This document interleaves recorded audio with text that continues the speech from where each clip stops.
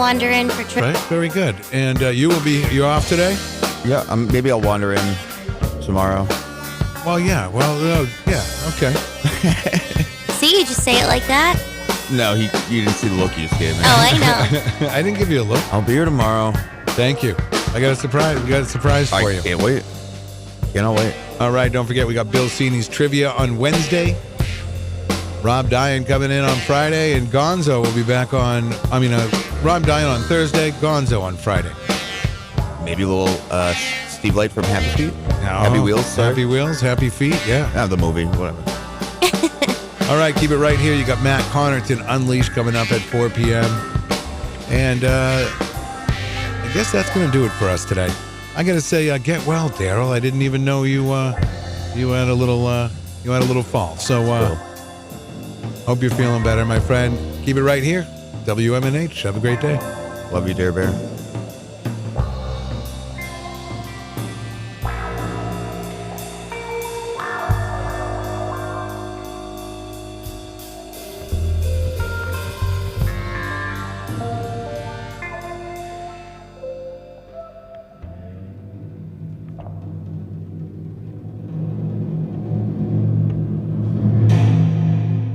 Bring your kitchen to life with Queen City Cabinetry, located at 87 Elm Street in the historic Sunbeam Mall in Manchester.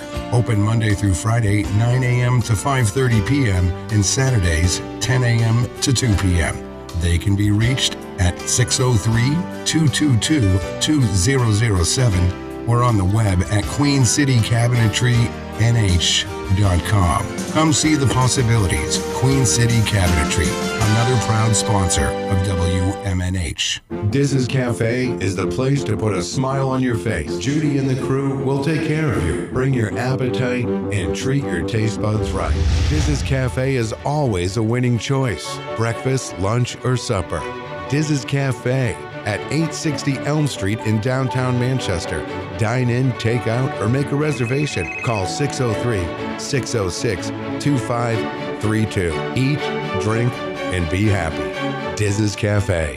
Luigi's Pizza Bar and Grill. Pizza for everyone. Let's raise a slice on high with toppings all around. It's a pizza party, oh my. Luigi's Pizza Bar and Grill, 712 Valley Street, Manchester. Come on in or call 622-1021. Luigi, keeping the tradition alive since 1975. Pizza for everyone. Come join the feast tonight. With each slice and topping, everything feels so right. You are listening to WMNHLP 95.3 FM, broadcasting from the top of 1000 Elm Street. Our studios are located at 119 Canal Street and licensed to Manchester Public Television Service in Manchester, New Hampshire. Contact us by email at wmnh953@gmail.com or through our website at wmnhradio.org. You're listening to Matt Connarton Unleashed on WMNH 95.3.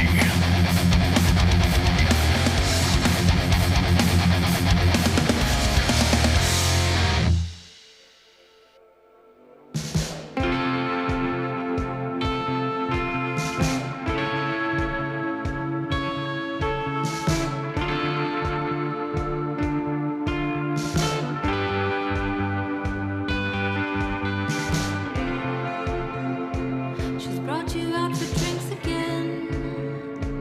I don't know what she sees in you. You're rude, you're flashy. I don't think that I can fake a smile. You've interrupted her again. You can't buy manners, you're all about self-preservation. Dominate the conversation.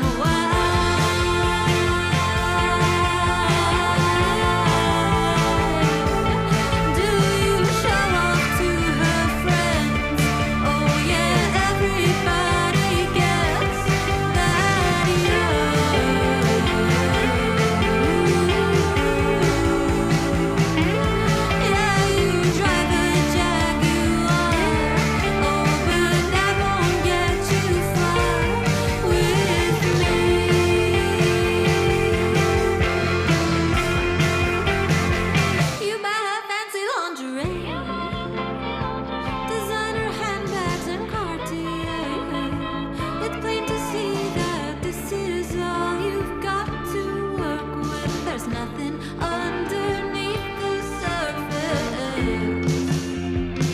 You like to name drop famous friends.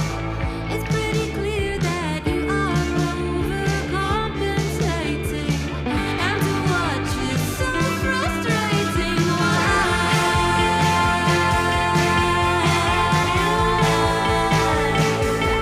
Do you show off to her friends?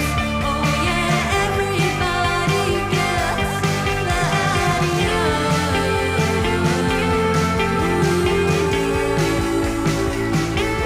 yeah, you only drink champagne, but Prosecco's just the same.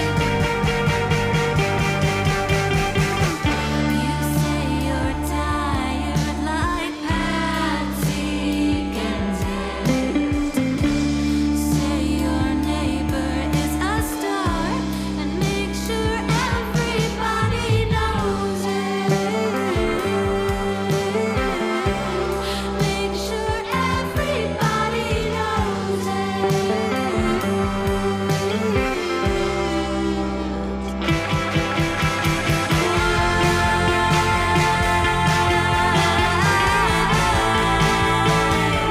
Do you show off to her friends?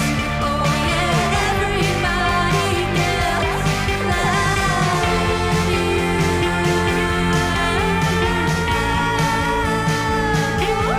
oh yeah, you're not here to stay, 'cause I know she'll walk away from you.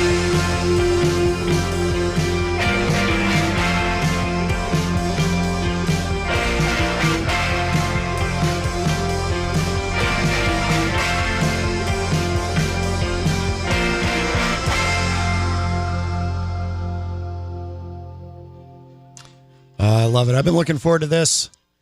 The band is Lemon Drink, and the track is Patsy Kensit, and we are going to speak with Lemon Drink in just a moment. Welcome, everybody. This is Matt Connarton Unleashed, and we are live from the studios of WMNH 95.3 FM in glorious, but very, very, very cold Manchester, New Hampshire. On this Saturday morning, the last day of January 31, 2026. Welcome. Of course, we are live from the studios of WMNH 95.3 FM, and you can stream the show from anywhere. Go to mattconnerton.com/live. We've got a great show ahead for you. We've got a couple of world radio premieres coming up in just a little bit. But right now, we're gonna open the show with our conversation with Lemon Drink. I've become a big fan in a short time because I really, really love their sound. And I think via Microsoft Teams, I think we've got the whole band here. Let's see. Who is with us? Do we have Sophie, Kirsty, Lauren, and Paul? Is everybody here? Hi. Hey, Matt. Hey, welcome to the show, everybody. Welcome. Now, and you are in Glasgow, is that correct? Mm-hmm. Very Sunny Glasgow. Very good. Is it now? What's the weather like there? Here it is bitterly cold. Does it get cold there? Yeah. I don't know if it's colder than Manchester, New Hampshire, but it's pretty cold. Yeah. It's Wet and windy. Oh, really? Yeah. It's been absolutely brutal here. But I love that track, Patsy Kensit. And at the end of our conversation too, we're gonna play the earlier single, that Demon Child song that I love a lot. And there's another song too that I'll probably play later in the show that I really like, A Drink for You. I listened to that one too and just love it. So everything that I've listened to, I've really, really enjoyed. But this is coming out. So the single is out Friday the 13th. Is that correct? That's right. Galentine's Day. Oh, yeah. Excellent. Can you tell us about that song? Because I feel like there's kind of a humorous theme there with the lyrics. Tell us about Patsy Kensit. And also, too, I'm curious why you chose this for a single. It's a great track, but I'd like to know the relevance of it in your world. Sure. So, yeah, it was one of the first songs that me, Sophie, and Kirsty, Casey, interchangeable use of names, wrote, actually. So we wrote it years and years and years ago. And we started with the bridge, which is, if anyone's ever written a song knows that that's a really odd place to start with the song. But we used to so my mum had been seeing this guy, and he was just like comedy gold on Twitter. He was the worst in real life. So we just used to, we couldn't stand him. So me and Kirsty used to go on his Twitter, formerly known as Twitter. Yeah. And just like laugh at his tweets because they were so unself-aware and hilarious. But one of the things to do is he used to just randomly retweet selfies of Patsy Kensit without any context. Really? Yeah, very odd behavior, and he did lots of other very funny stuff on Twitter. But that's where the lyric about Patsy Kensit came from, because it was like every fourth or fifth tweet was just like a retweet of a selfie that Patsy Kensit had tweeted, which was odd. But yeah, so we'd written the bridge years ago. It took a long time to then try and get into what the song would actually be about, because just writing a song about him felt it was just very niche and too specific. But once we kind of hit onto the theme of just people, but mainly men, who are, big egos, just like to take up the full room with their own self-importance. And when someone starts dating a person like that, it means that they unfortunately you have to then also spend time with them by not through choice. So that's the kind of wider theme of the song. And once we kind of got onto that more relatability, so because we wrote this long before Paul and Lauren joined the band, and our previous drummer Harry as well. Yeah. And I think once we brought that theme to the rest of the band, it came about quite quickly, because everyone knows someone like that. Yes. Everyone has the unfortunate experience at least once in their life of being around a person like that. So after that, it came together quite quickly. So and that's also why it's called Patsy Kensit, just because over here in the UK she is a bit of an icon. And that, because obviously was the catalyst of the whole song, that, and we did think the song's a bit cheeky and playful, so it just felt absolutely natural that should be the name of the song as well, even though it's technically nothing to do with or about Patsy, not about Patsy Kensit. Sure. And there's other examples of that in music, like Rosa Parks by Outkast has nothing to do with Rosa Parks, for example. But so I have to know though. So the person who inspired the song, or at least the what the song initially was, are they still in your life in any way?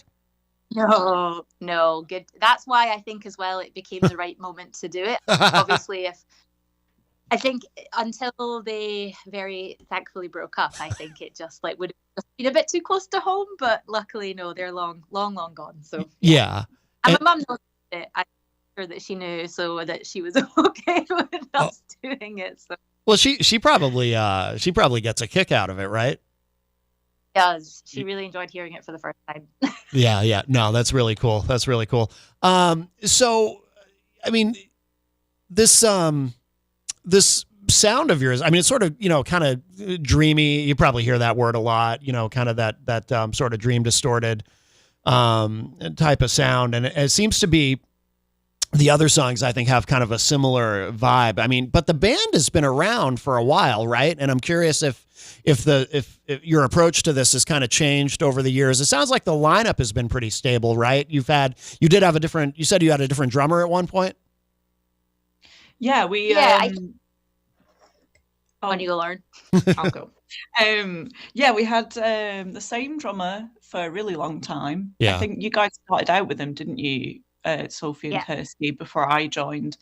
And he left recently to be a dad. He's such a good dad. He's got a little boy. So understandably, he's dedicating his time to that. Yeah. Then we had a couple of successive drummers, briefly, but we've settled on someone that we think is the right fit now, which is nice, because it means we've got that stability to get cracking again. But other than that, Paul is a recent addition to the public that know Lemon Drink. Yeah. But yeah, that's been a pretty seamless kind of transition, adding Paul in, because he's really good at what he does, and I think has just really enhanced everything that we do. The older songs, new songs that we're writing, I think that's really helped us kind of, I don't know, just kind of easily find a sound that feels natural to us. And we're kind of finding that we're writing things that we think, oh, actually, yeah, that does kind of line up with that we've written, or this, and we can feel a progression in ourselves, which is nice, you know? Yeah. No, that's excellent. And then what's kind of the live situation there? Are you doing a lot of shows? Are you touring at all? What's going on with that? Because I bet these songs sound really good live, I would imagine. I mean, we like to think that they do. Yeah. I think just because of all the drummer changes and kind of getting everyone up to speed, like, unfortunately, we've not been able to play live shows for a little while. But that's us now, full 5-key stable lineup and ready to hit the ground. So we've got a headline show to launch our single on the 20th of March at a really great venue in Glasgow called McCool's, really old established venue, independent. Important, especially for the Scottish and British scene. Independent venues are really important to support. And then after that, the hope is tours, more gigging. We're ready to kind of, as you say, let people hear them live, because I think they do have this fun, raw, energetic quality that, you just hearing them live, you get that better than anything. Yeah. No, I can imagine. Absolutely. And then now, is the single part of an upcoming EP, or what's the situation there? There's so many different ways to release music now and so many different strategies, but do you have an EP coming up that this is going to be on?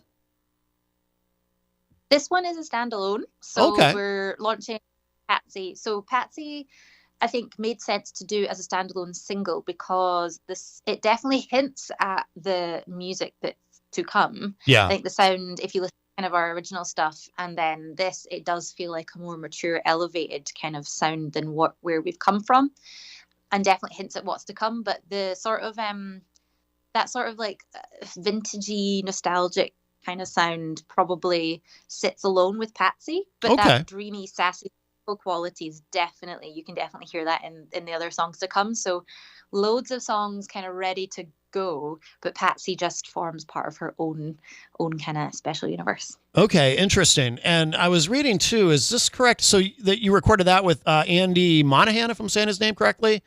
That's correct. But only this single, right? The previous singles you did not record with him, correct? He mixed Demon Child. So Demon Child we recorded. Yeah, so we recorded that at Le Chunky Studios. So he didn't engineer and record that with them, but he did mix it for us. So that final sound, the final kind of recording of Demon Child, we worked with Andy on. So that's why we knew we really wanted to do a song from start to finish with him. Oh, excellent.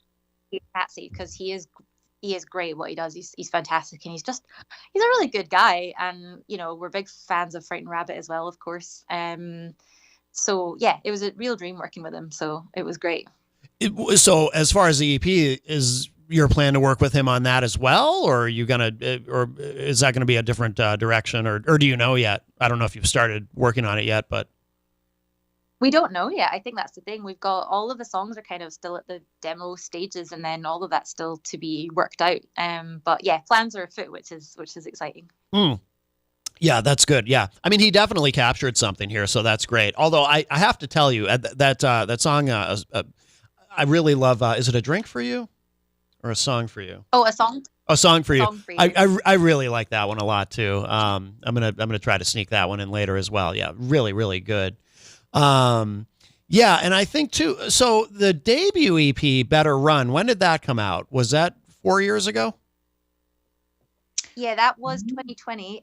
Unfortunately, it came out, I think, 4 days before the UK lockdown started, which for time of life, not great.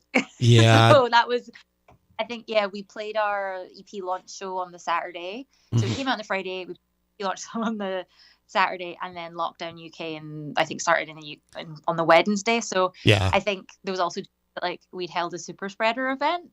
Oh no! Yeah. It was nice to go out with a bit of a bang, though. Yeah. This has been such a consistent thing that comes up on the show over the past several years. Is so many artists who, either just released something or they were about to go on a big tour or something right before everything just went to hell. It's nice to see that people are still kind of try to come back though. Yeah. Which is, tenacity is the key, I think, with these things. And it's really great to see that people still, try to keep making music and they're not going to let it, derail them. Well, I always say too, when the subject comes up, the pandemic was awful, obviously, but we have to find these silver linings where we can. And I think one of those few silver linings is a lot of musicians found new ways to kind of be creative and find ways to, or find ways to collaborate with others online, from a distance. The technology to do that was all already there, but not everyone necessarily was embracing it. And I think people were forced to embrace it in ways that they hadn't before. So that's a good thing. And so a lot of people, you couldn't really tour, but you could still make music and a lot of great stuff came out musically from that. So, but yeah, so what ended up happening? So right before, so you played that show and then everything shuts down. But from what I was reading online, I mean, you still had some success with the EP, right? In terms of placement and airplay and so forth. Yeah, it was really well received. And the unfortunate thing is not being able to, obviously, what you want as a band. Right. We were on a really good trip, grassroots, getting somewhere. It felt really good. And then obviously what you want when you release an EP is to then launch that into tours and playing lots of shows and getting really good support slots. And just unfortunately that none of that could happen. So it was, as music, it was well received, but we couldn't really capitalize on it. And because it was our debut EP, it was tricky because it just meant there was so little to work with. Did a follow-up single, Demon Child, and that's why we ended up doing this as a standalone again, just try and keep some sort of momentum going. And I think that did even better than the EP because by that point it was 2021. Okay. But still in Scotland and the UK, again, gigs weren't still really happening. It was still very much kind of pandemic-y vibes. So again, that did really well and was well received, but we just haven't been able, off the back of those, we just weren't able to do that. The dream scenario of getting tours and booking shows and getting that kind of more, the real world stuff's why you do it. You like putting out music, but you put out music so that you can actually play in front of people. Right. Yeah. Exactly. Yeah. So it must be wonderful to really be in a position now where, you continue to have all this, you clearly have a lot of momentum here, and to be able to finally really do everything and try to fulfill the full potential for the band in terms of, I mean, like I said, it sounds great, but to be able to get out there and play and do all the things, obviously I'm sure you want to do a lot to support the single Patsy Kensit, which is great. And I do love it even more now that I know the story behind it because what you said is true. We all know people like that. So I think it's highly relatable. I hope everyone that listens to it has somebody that they picture in their mind. Absolutely. When they hear it. Absolutely. 100%. I have 11 or 12 that I can think of, but Americans are, we're a bit narcissistic over here. So,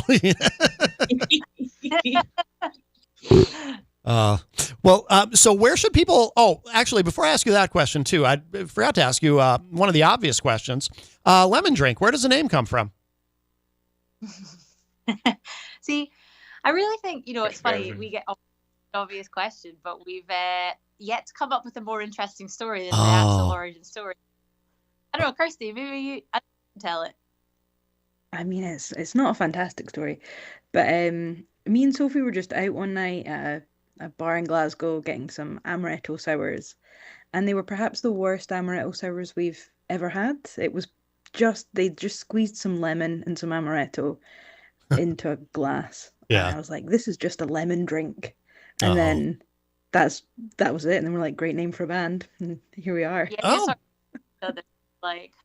but also I think at that point it was like 2 a.m. We're probably quite a few drinks deep, but it maybe felt better. But the next day it still stuck. So And 8 years later it's stuck. So yeah, that's not such a dull story. I like it. That's a great name, and here you are going strong with it. So that's wonderful.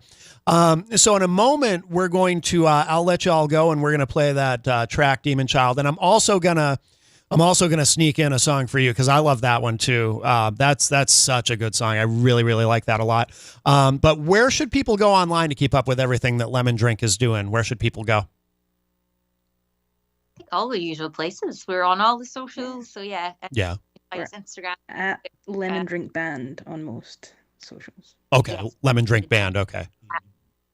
Yeah. And Spotify as well. Obviously, get ready to stream our new single, Patsy Kens It. So yeah. Absolutely. And yeah, we'll remind people that comes out February 13th. Any chance of a video for that? Yes, we're actually shooting it next week, and we've got a fun concept.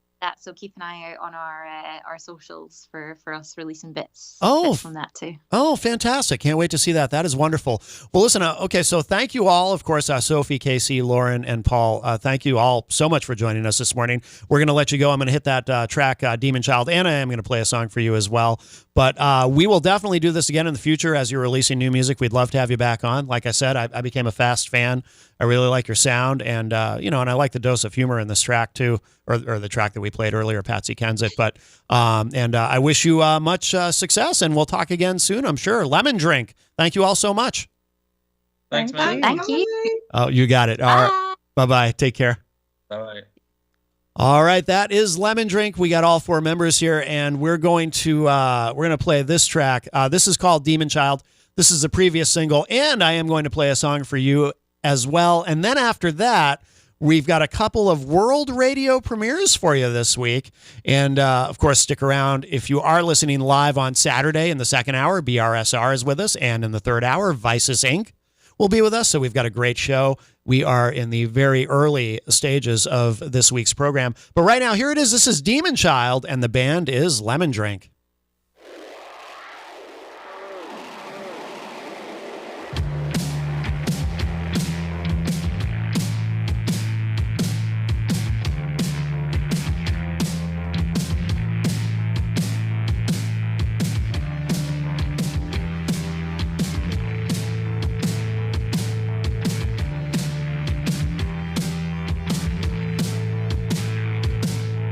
You won't see her coming. She'll do it with a smile.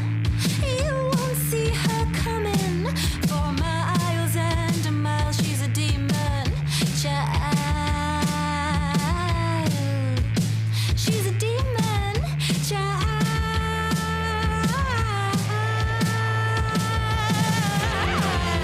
She lives by the moon, only comes out at night.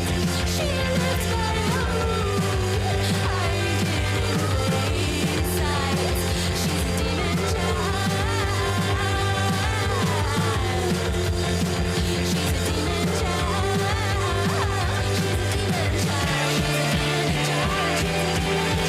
demon child. She's a demon child. She's a demon child. She's a demon child.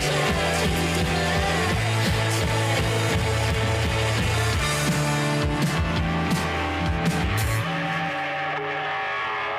You won't see her coming. You won't feel a thing. She'll sneak up behind you, do it with a grin. She's a demon child. She's a demon child.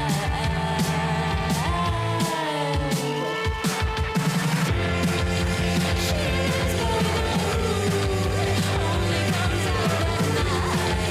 She lives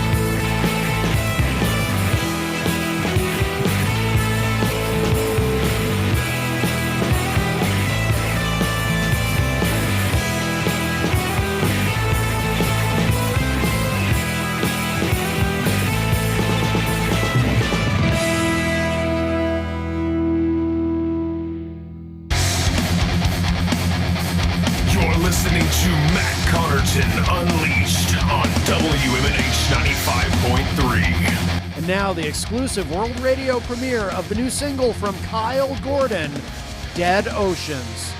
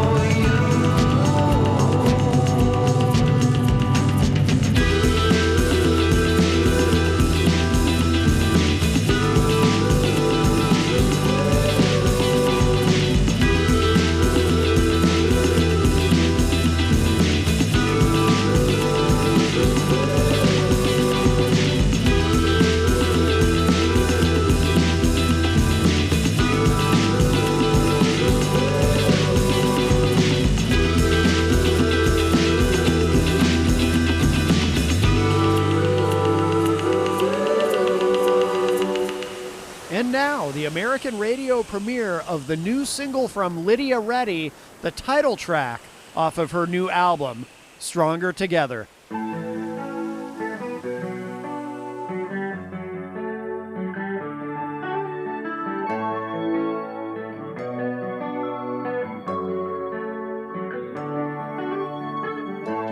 This is a world surrounded by curiosity that I brought by through our discoveries. This is a world where one question remains: what will we do if it all just changed? Like zombies reaching out for an apocalypse, like our souls being taken through our fingertips, like the moon stopping, holding every next eclipse. I believe we could live, 'cause we are a world of 8 billion people.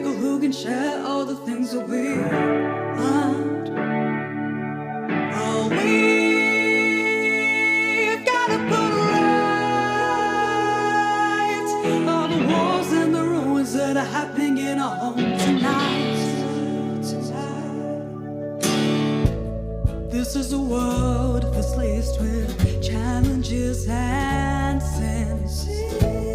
Thousands die just so one side can win.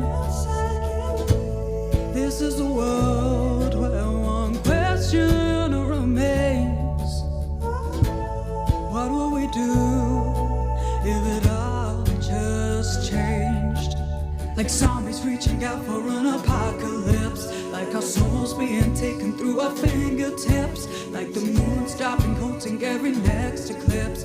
I believe we could live, 'cause we are a world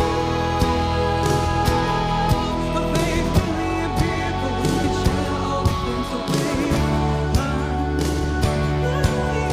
We've gotta put right all the wars and the ruins that are happening in our home tonight.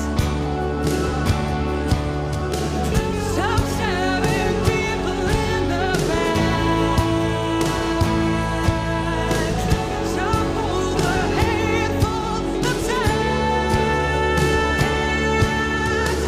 Stop treating people, set them free.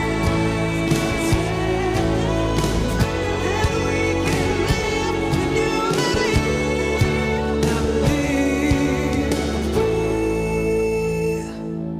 are a world of 8 billion people who can share all the things that we learn. Oh, we've got to put right all the wars and the ruins that are happening in our home tonight. Put out the fight.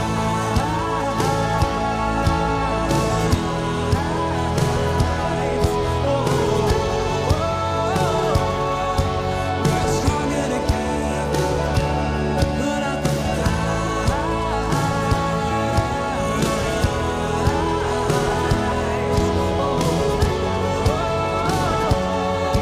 We are stronger together.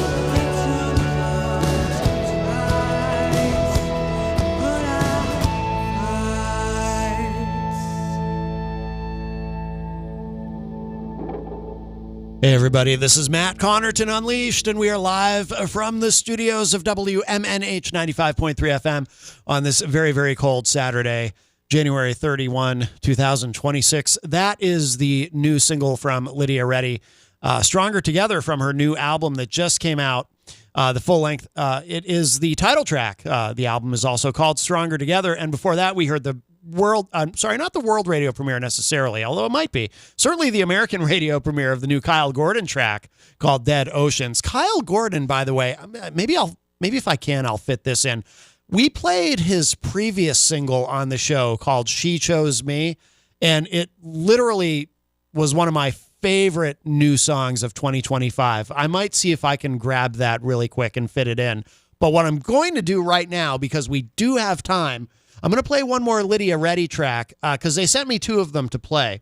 She's got another song called Just Be You, and we love Lydia Reddy. She's been on the show with us a couple of times. She's delightful to speak with, and very young, very early in her career, but I think she's going to have a long and very successful career ahead of her. And we just really like her whole vibe, and just she's great. So I'm going to go ahead and play this now, too. This is one more Lydia Reddy single. Again, this is from the new release, Stronger Together, just came out. This is called Just Be You. And while this is on, I'm going to see if I can grab that Kyle Gordon track, too, real quick. The She Chose Me, which I absolutely love. And we had Kyle Gordon on the show, too. He's also amazing. So we get so many great guests from the UK. But, yeah, this is Lydia Reddy, Just Be You.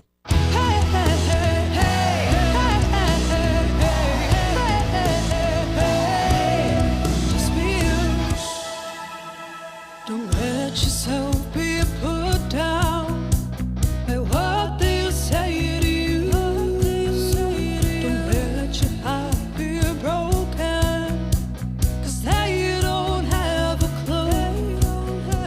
It may seem like the hardest thing to do, but just be you.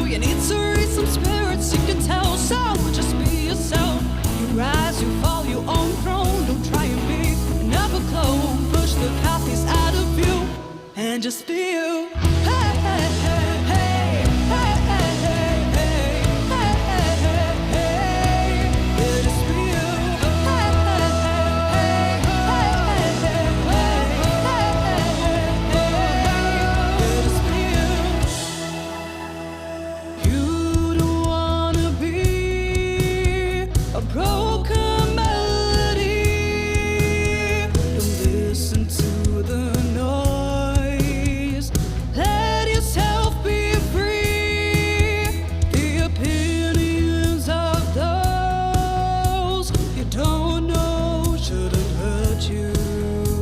That's putting on a show while you're giving them the real you. It may seem like the hardest thing to do, but just be you. You need to raise some spirits, you can tell. So just be yourself. You rise, you fall, you on the throne. Don't try and be another clone. Push the copies out of you and just be you. Hey, hey, hey, hey, hey, hey, hey, hey, hey, yeah, just be you. Hey, hey, hey, hey, hey, yeah, just be you. People will judge you, people will hurt you, people will try to break you down. People will play games, but you go your own way. Pick yourself apart the crowd.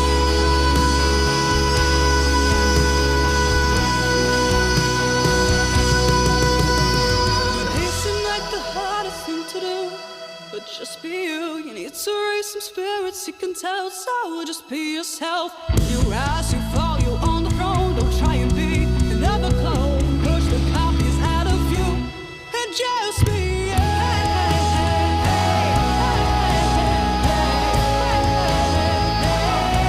Yeah, just be you.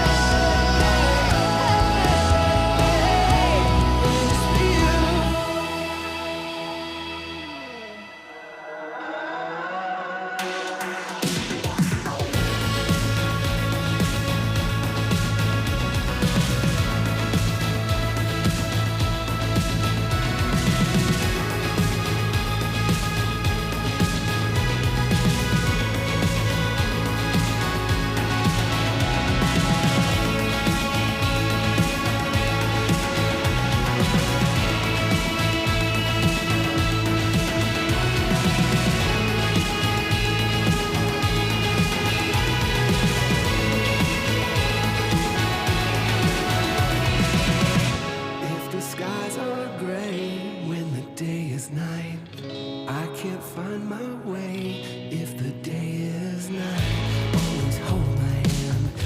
Let me shine your eyes. The part of me I still don't understand.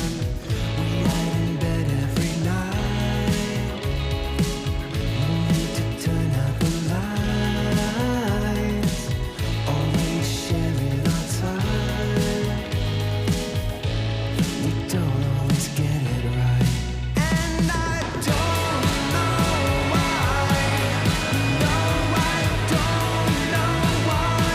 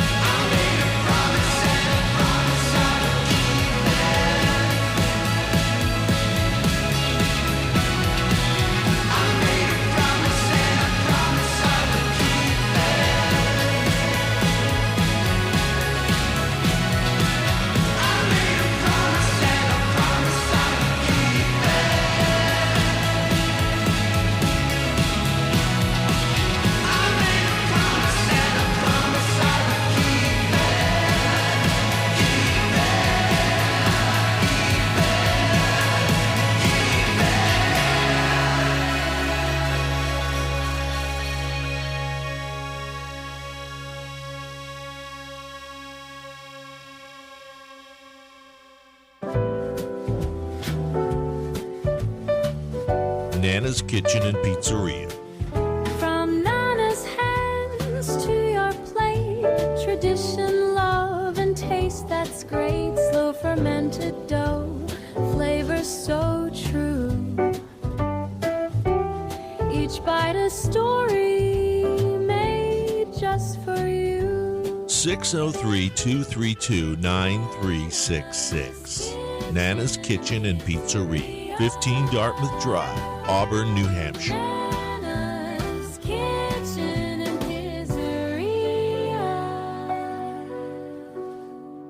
Luigi's Pizza Bar and Grill. For everyone, let's raise a slice on high with toppings all around. It's a pizza party, oh my. Luigi's Pizza Bar and Grill, 712 Valley Street, Manchester. Come on in or call 622-1021. Luigi, keeping the tradition alive since 1975. Pizza for everyone, come join the feast tonight. With each slice and topping, everything feels so right. In times of crisis, you need a law firm that stands by your side. With over 40 years of experience, Craig & Getsoulis is dedicated to fighting for your rights. As former state prosecutors, our attorneys have the knowledge and trial experience to provide an aggressive defense against any charge, from DUIs to homicides. If you've been injured, our compassionate team will assess your case and fight for the compensation you deserve. Serving all of New Hampshire, Craig & Getsoulis is here when you need us most. Visit CraigGetsoulis.com for a free consultation. Craig & Getsoulis, your advocates, your allies. Bring your kitchen to life with Queen City Cabinetry. Located at 87 Elm Street in the historic Sunbeam Mall in Manchester. Open Monday through Friday, 9 a.m. to 5:30 p.m. and Saturdays, 10 a.m. to 2 p.m. They can be reached at 603-222-2007 or on the web at QueenCityCabinetryNH.com. Come see the possibilities. Queen City Cabinetry, another proud sponsor of WMNH. Hey everyone, this is Rob Azevedo, host of Granite State of Mind, and I want to tell you about Pembroke City Limits in the historic Suncook Village.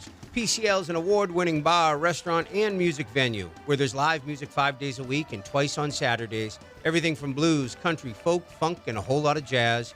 We have 12 craft beers on tap dedicated to local brewers in the area and some of the friendliest bartenders around. Please come visit Pembroke City Limits at 134 Main Street in the historic Suncook Village, only 6 miles outside of Manchester.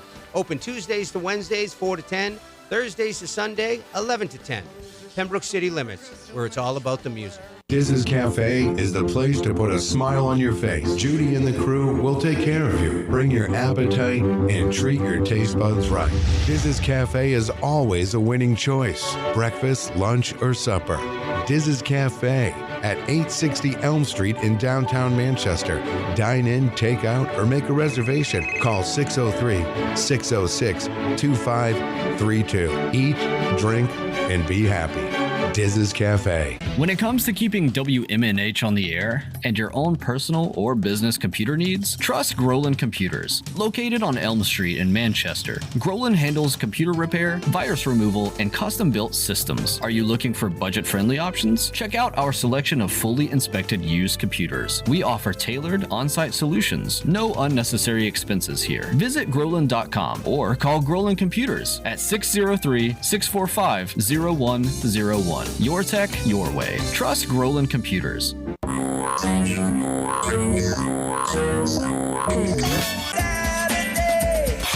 Midnight. 7 times out of 10, we listen to our music at night. Thus spawned the title of this program. Late Night Delight with DJ Midas, right here on WMNH Manchester. You wanna know why? Because I'm on the radio. Saturdays and Sunday nights, midnight to 4 a.m. This hour on WMNH is sponsored by CGI Business Solutions, located at 5 Dartmouth Drive in Auburn.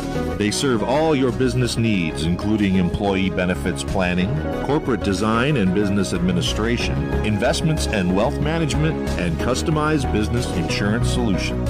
Their phone number is 866-841-4600 or on the web at cgibusinesssolutions.com.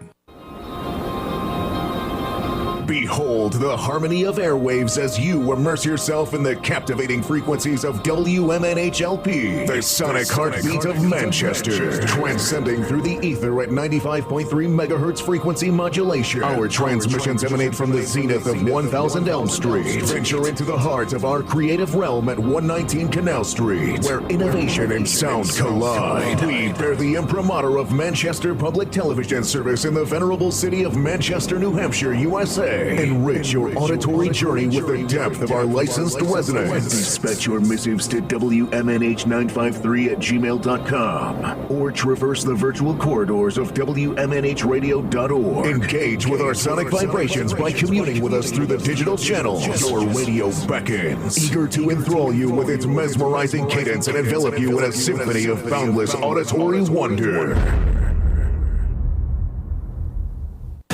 WMNH, rip the knob off.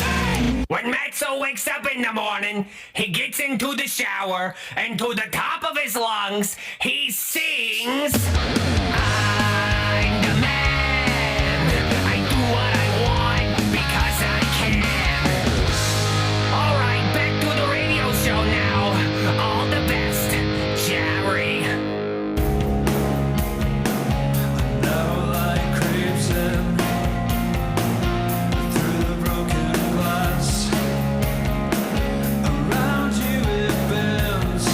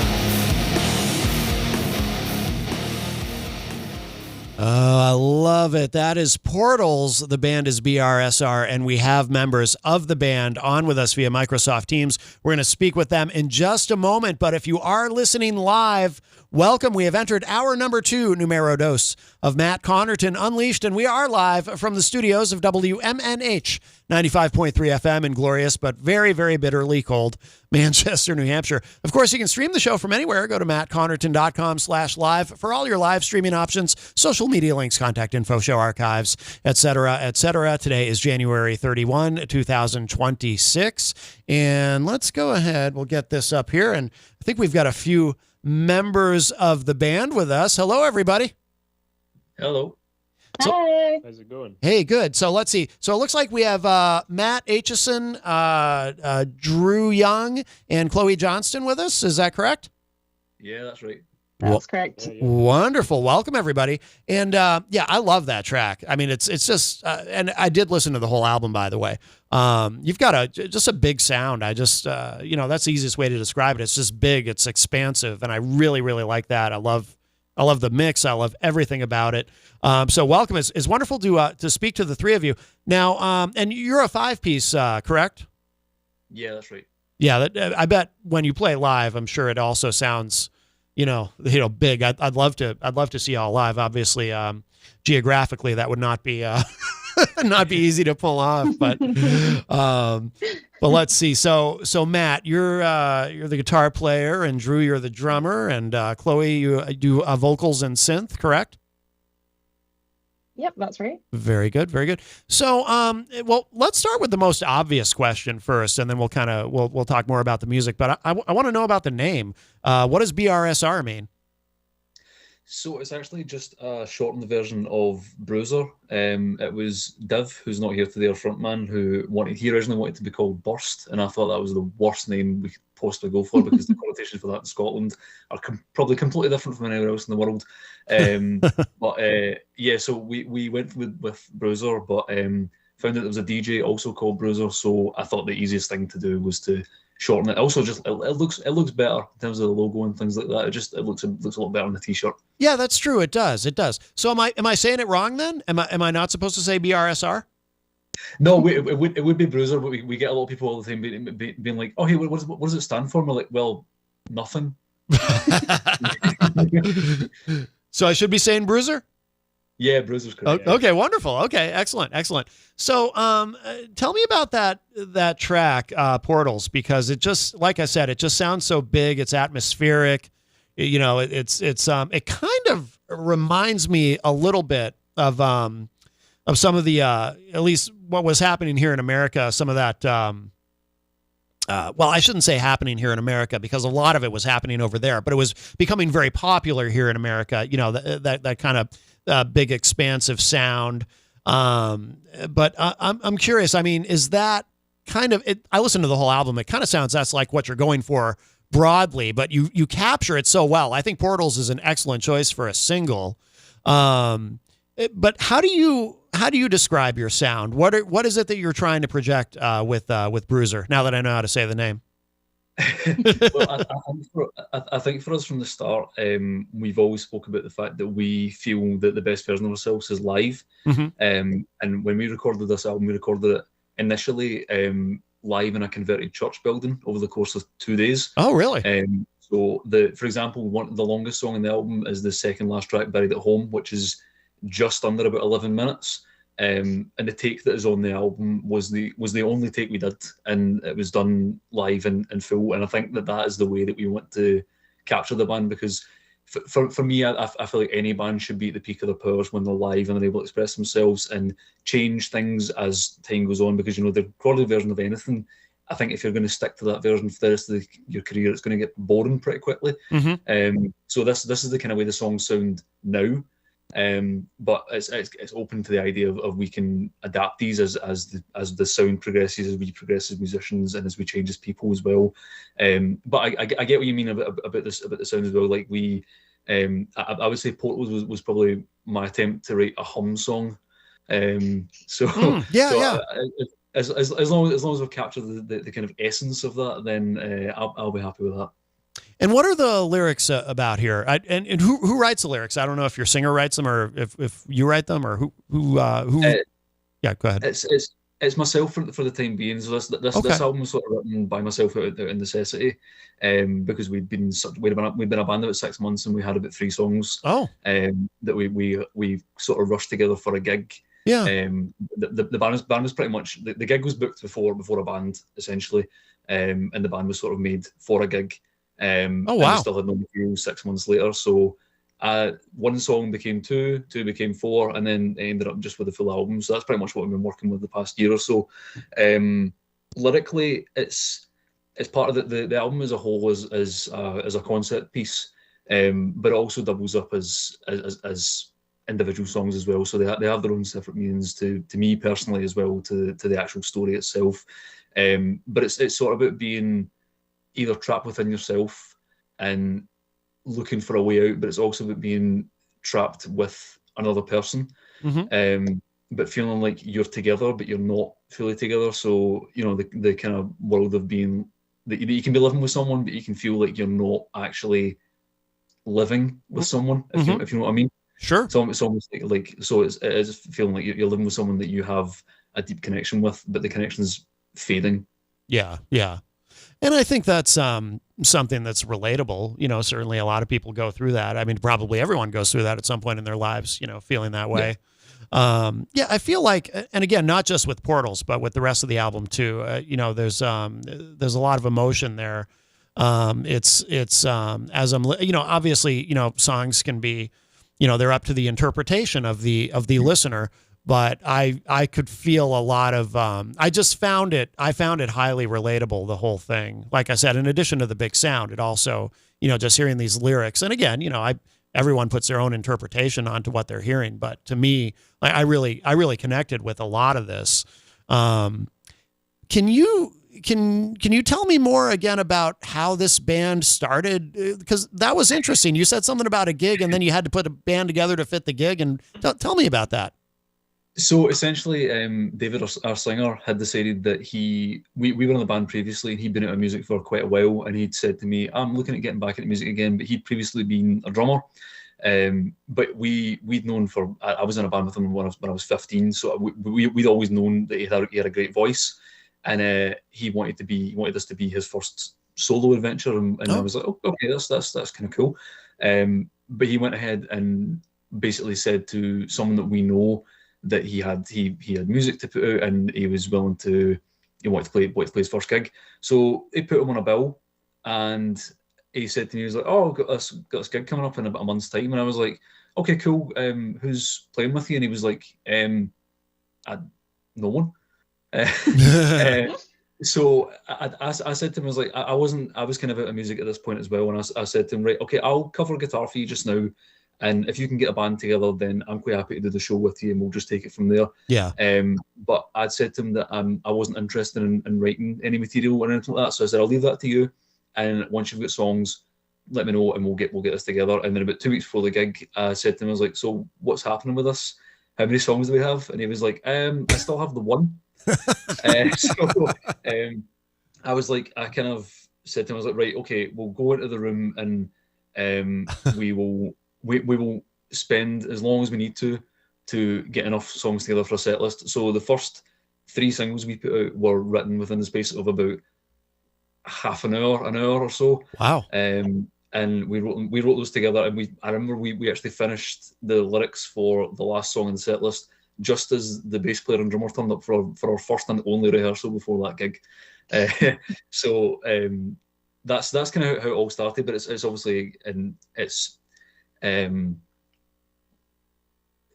involved Drew and Chloe further on down the line as well. It was just myself and Div for a while, and Kieran, who's a bass player as well. He's been in there since day one. So it's essentially a new outfit now. Wow. But the chaotic beginnings of the band have made this. So I'm very grateful for Div deciding that he was going to book a gig with no songs or no band. That's amazing. I mean, it almost kind of makes you believe in fate, right? That this came together like that under such chaotic circumstances that sounds like it couldn't possibly work out. and then it does, and you just make it work out. That's fantastic. So obviously the show went well. Yeah, the show went well enough that we decided, maybe we can continue with this. But as I said, we waited, and I said to him, I was like, okay, I helped you with the songs there. It's your baby. You run with it, and you do the songs, and we'll just get a practice together whenever. And then about 5-6 months passed, and I was like, how's it coming with the writing? And he was like, yeah, I've still not got anything. And I was like, okay, I'm kind of bored of playing the same 4 or 5 songs. Let's try something. And it's been the first time since I've written a song myself, in probably about 9 to 12 months, I would say. Yeah. And the first song that I wrote was All My Reasons, which is the second track on the album, and then Portals pretty much quickly followed after that.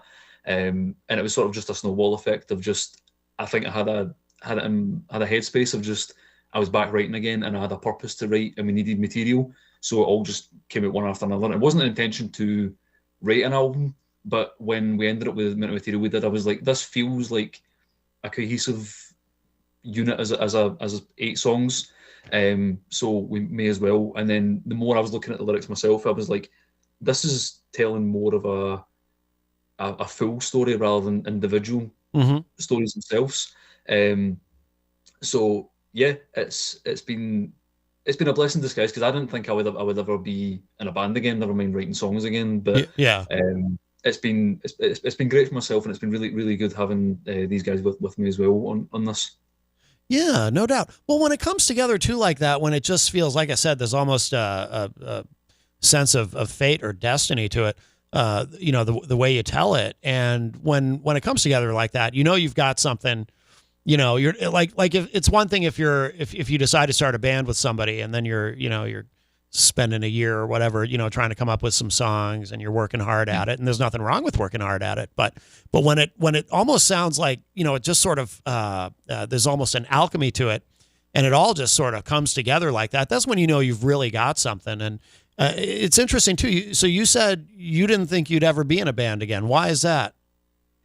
Well, personally, I'd been through quite a bad stint with my own mental and physical health over the past 2 years before this. Okay. And it kind of continued in the start of this. This is why it's taken us quite a while to actually get to this point, because I was essentially bedbound for most of 2022, 2023. Okay.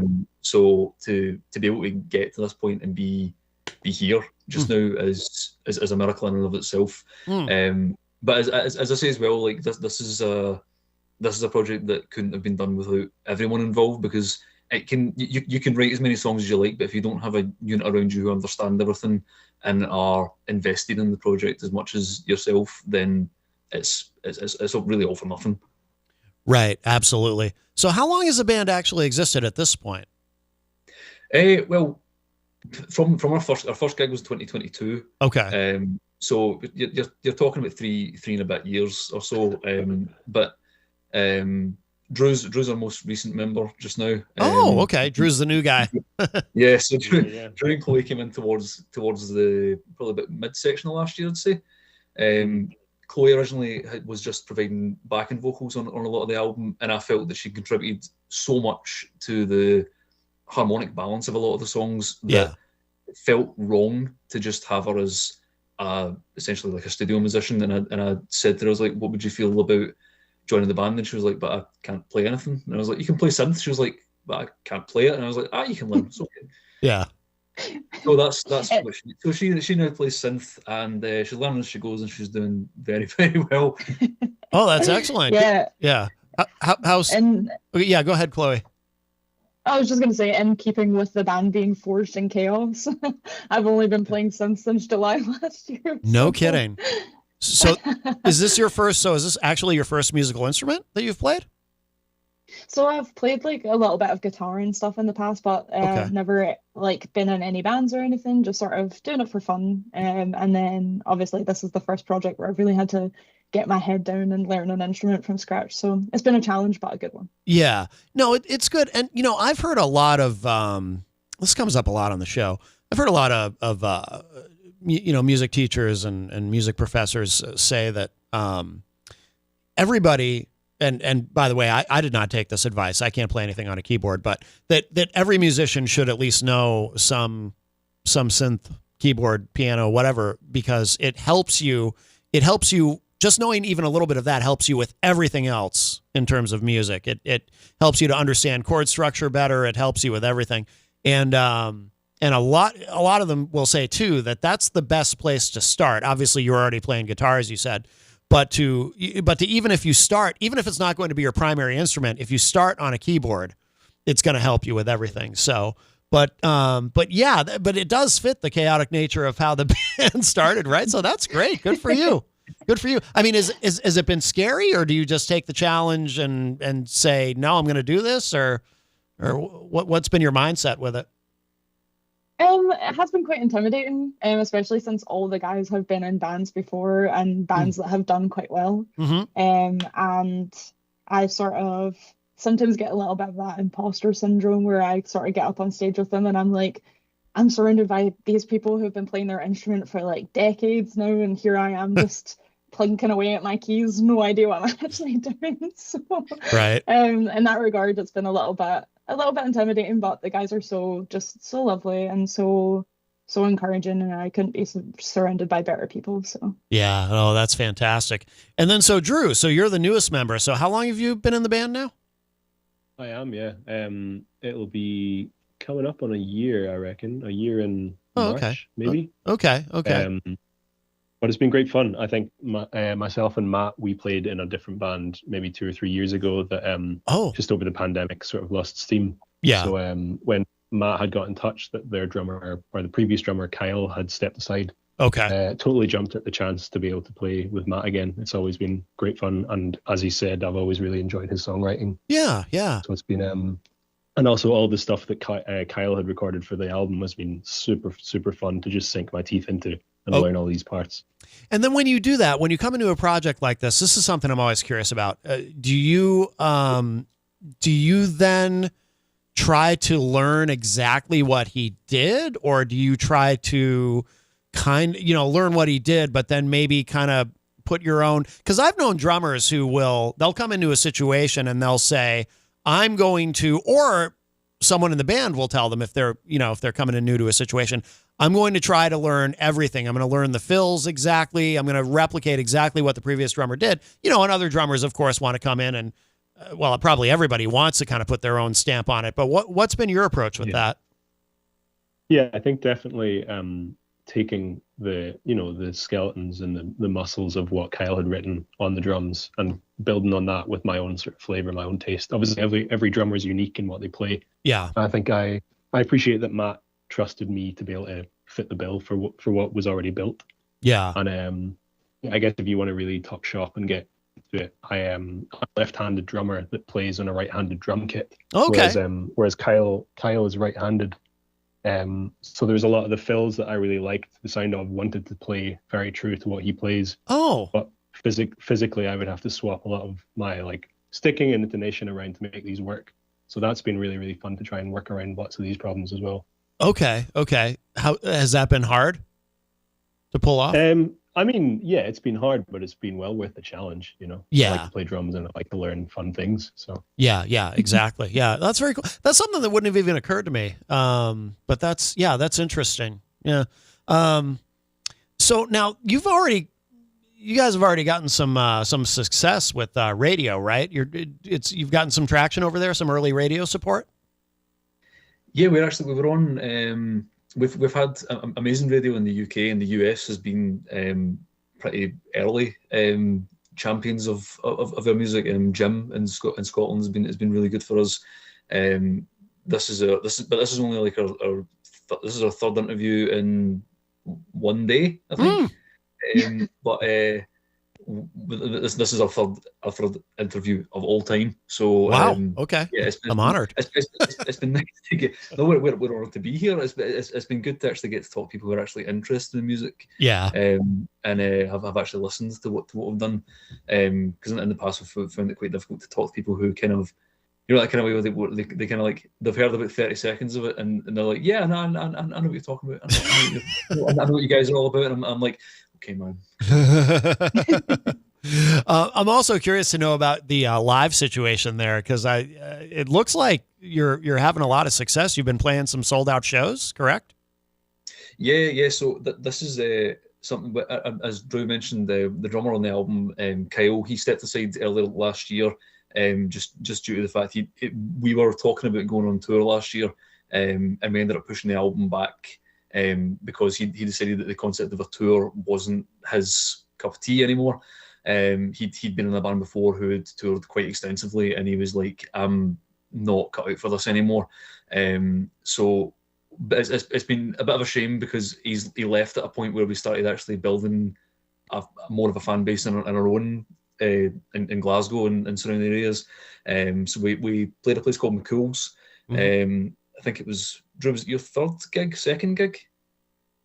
Second, I think, yeah. Second show, and it was packed, and it sort of just came out of nowhere because we've been playing, we've been playing to like 10, 15 people for so long that we just kind of think, okay, it's just going to be this or like ad infinitum. So we just turned up, and it was like about an hour before doors, and they were like, "Oh, it's sold out," and I was like, "What do you mean it's sold out?" And I was like, "Oh, it's just there's no tickets left." And I was like, "How?" And it was crazy for a start because it was a lot of people we'd never seen before.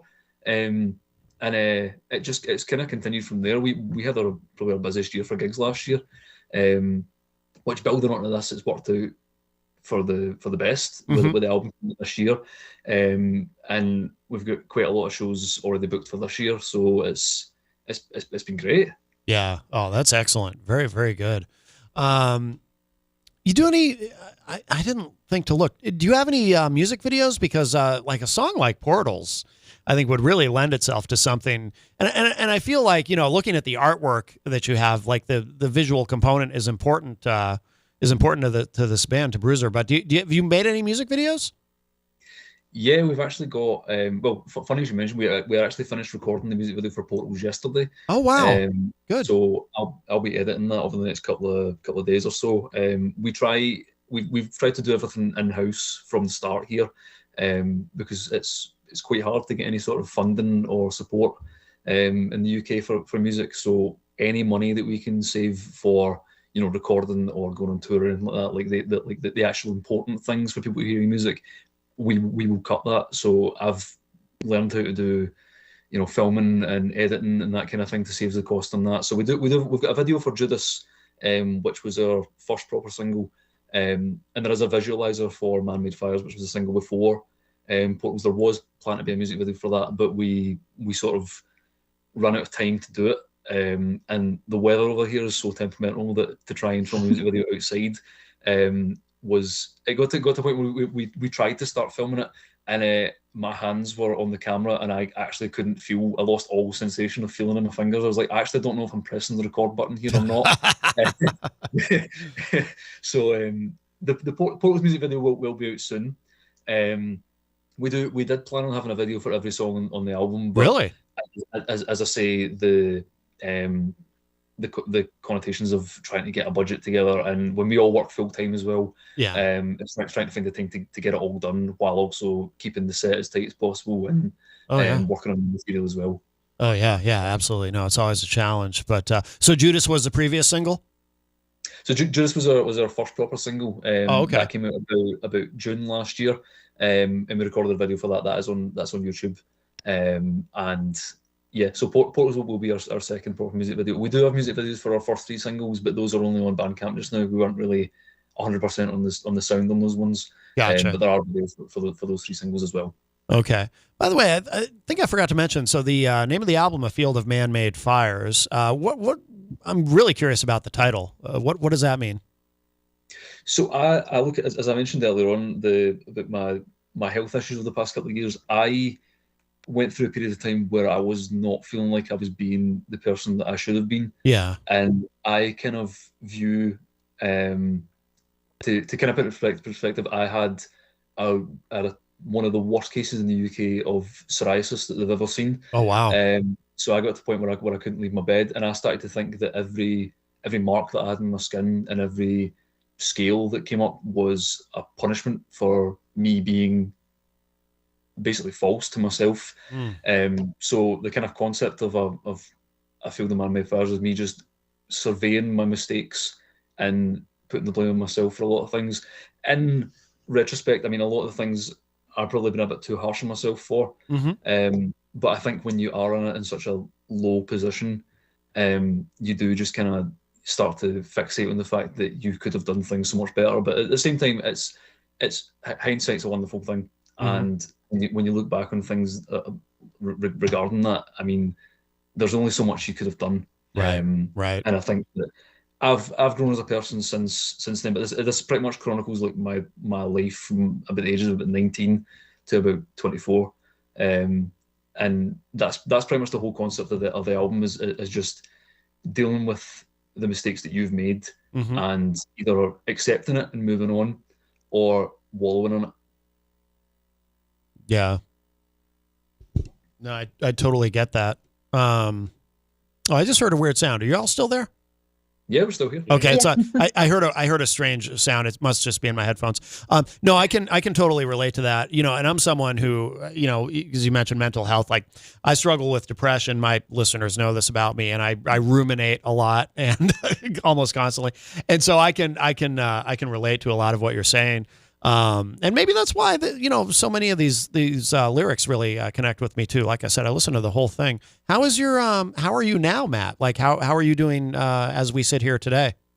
I'm as close to cured as I possibly can be. I'm on medication that's helped, but I went through a period of a long time. I think if anyone who's listening who's been through or is suffering with psoriasis, I think I have been at the lowest point you could possibly be with the disease, and understand that it might seem like there's no escape from it, but I've been dealing with this since I was about 18, and I'm 26 now. So it's taken me until the past year to actually get to the point where I can do normal things. I can go to work. I can go to the gym. I can live a normal life again. So, and I suppose it goes hand in hand with depression as well. Yeah. And I think that's why a lot of people spoke about lyricism on the album and it connecting people. And I think it's because when you talk about things like the pandemic and things like that, I think that made people realise just how bad their mental health possibly could be. And David as well, who's frontman, he's had battles with depression as I think we all have at different points. Oh, yeah. I think it's trying to be. I think we're now in a time where we can be more open, more honest with ourselves and everyone around us. That we can say, I'm not actually doing great today. And there's times where you might not be doing great for long periods of time.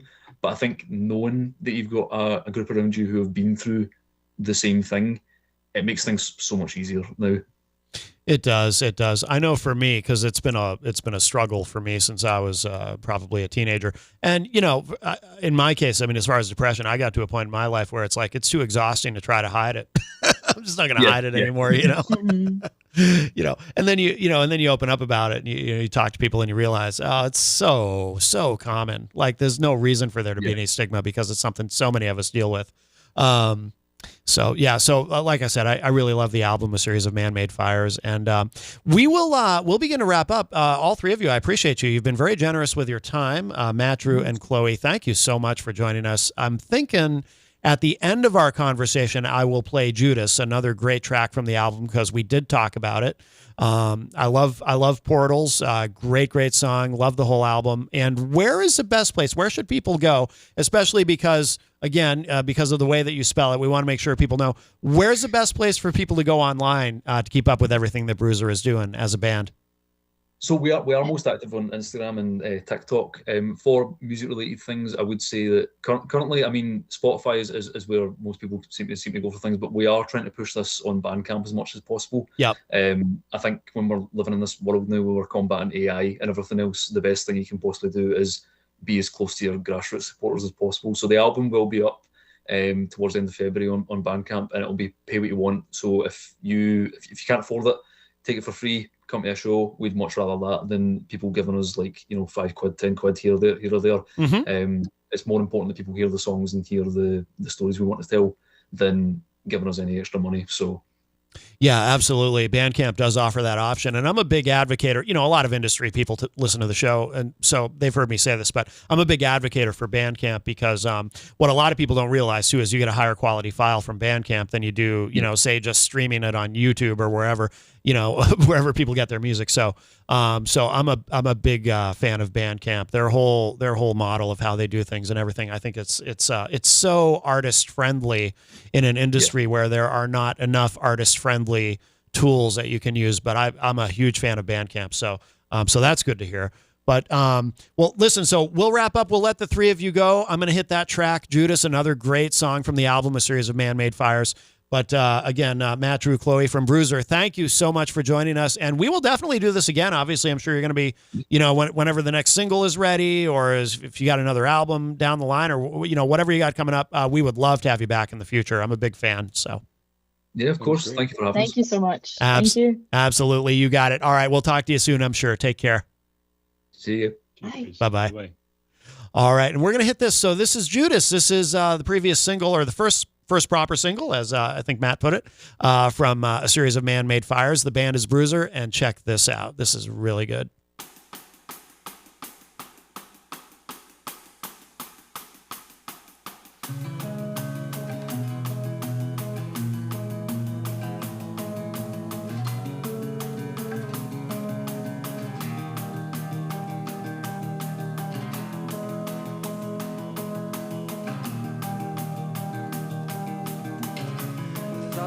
Failure cripples me. Another loss could finish me off. So give the gift of a kiss, and a blade between my ribs, face to face with who I'll place.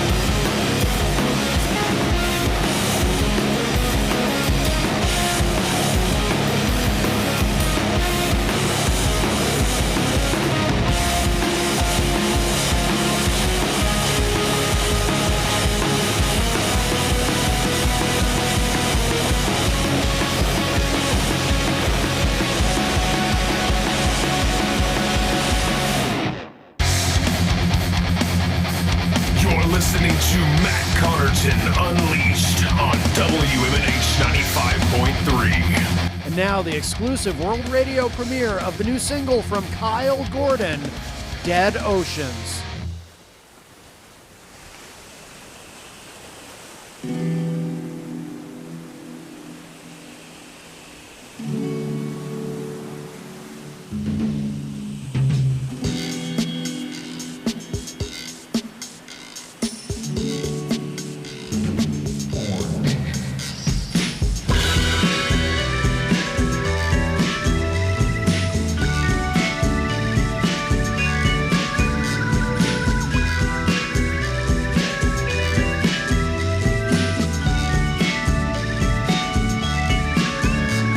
I've been in love before.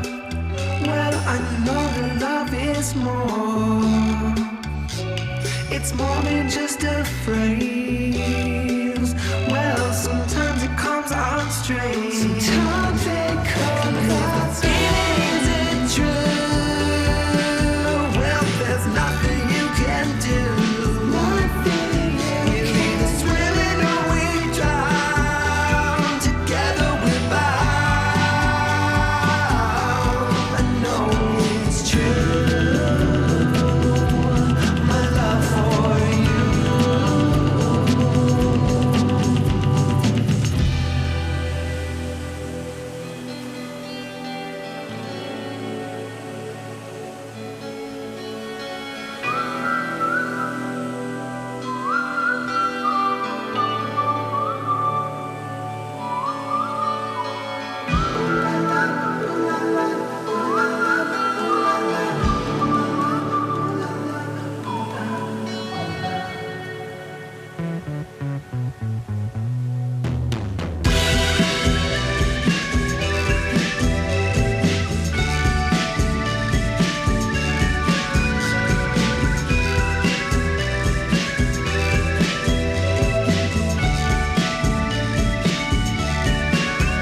In the painter's fading mind, rushing memories of her eyes.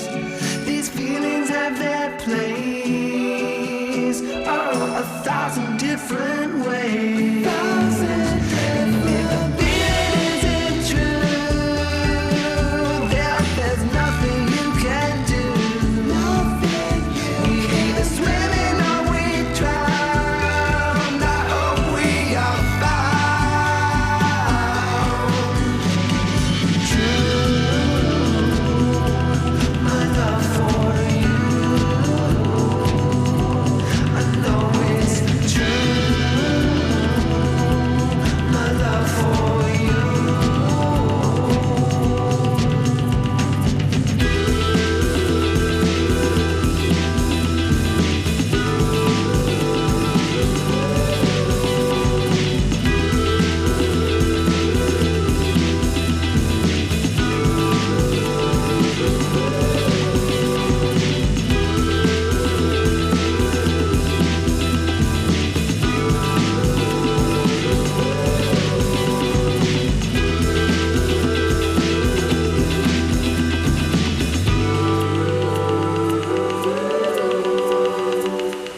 And now, the American radio premiere of the new single from Lydia Reddy, the title track off of her new album, Stronger Together.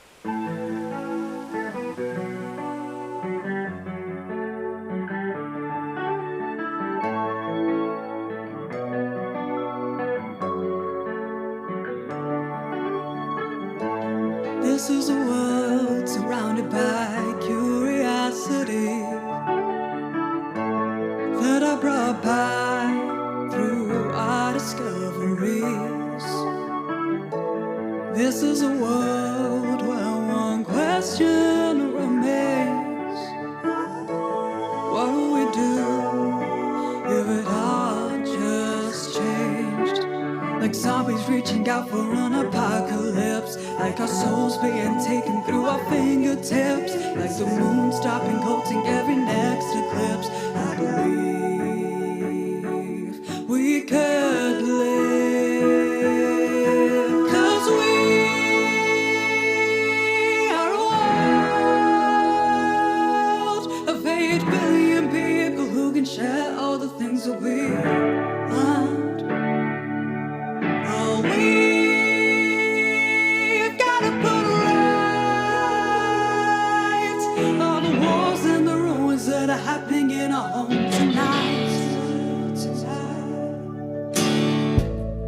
This is a world that's laced with challenges and sins.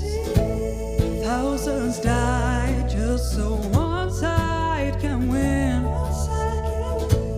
This is a world where one question remains. What will we do if it all just changed? Like zombies reaching out for an apocalypse. Like our souls being taken through our fingertips. Like the moon stopping, holding every next eclipse. I believe we could live. 'Cause we are a world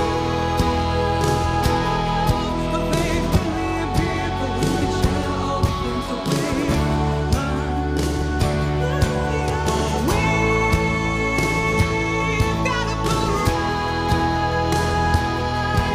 all the wars and the ruins that are happening in our home tonight. Stop stabbing people in the back. Stop over hateful attacks. Stop chaining people, set them free. And we can live when you believe. I believe we are a world of 8 billion people who can share all the things that we learn. Oh, we've got to put right all the wars and the ruins that are happening in our home tonight. Put out the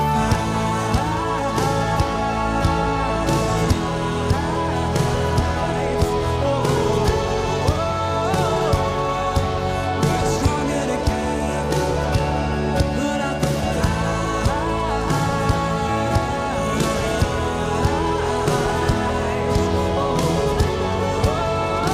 we're stronger together. Get to the first rise. Put out fights. This is Jesse Rutstein and Caleb Dyer. Oh, no, okay. We can let's do that one more time. this is Jesse Rutstein and Caleb Dyer. Oh, crap. Hold on. What do you want me to say right after that? from Hatchet Axe From and Hatchet Saw. Axe and Saw. And then I'll say you're listening All right, to. sounds good. This is Jesse Rutstein and Oh, this is why I'm the leader. This is Jesse Rutstein and Caleb Dyer from Hatchet Axe and Saw Records. you are listening to the Matt Connarton Show on WMNH 95.3 Manchester. What did I say? Okay, all right, What all did I right. say? Let's do this. Let's do this again. This is Jesse Rutstein and Caleb Dyer from Hatchet Axe and Saw Records. you are listening to Matt Connarton Unleashed on 95.3 WNA. Off, dude. This is Jesse Rutstein and Caleb Dyer from Hatchet Axe and Saw Records. you are listening to Matt Connarton Unleashed on 95.3 WMNH FM.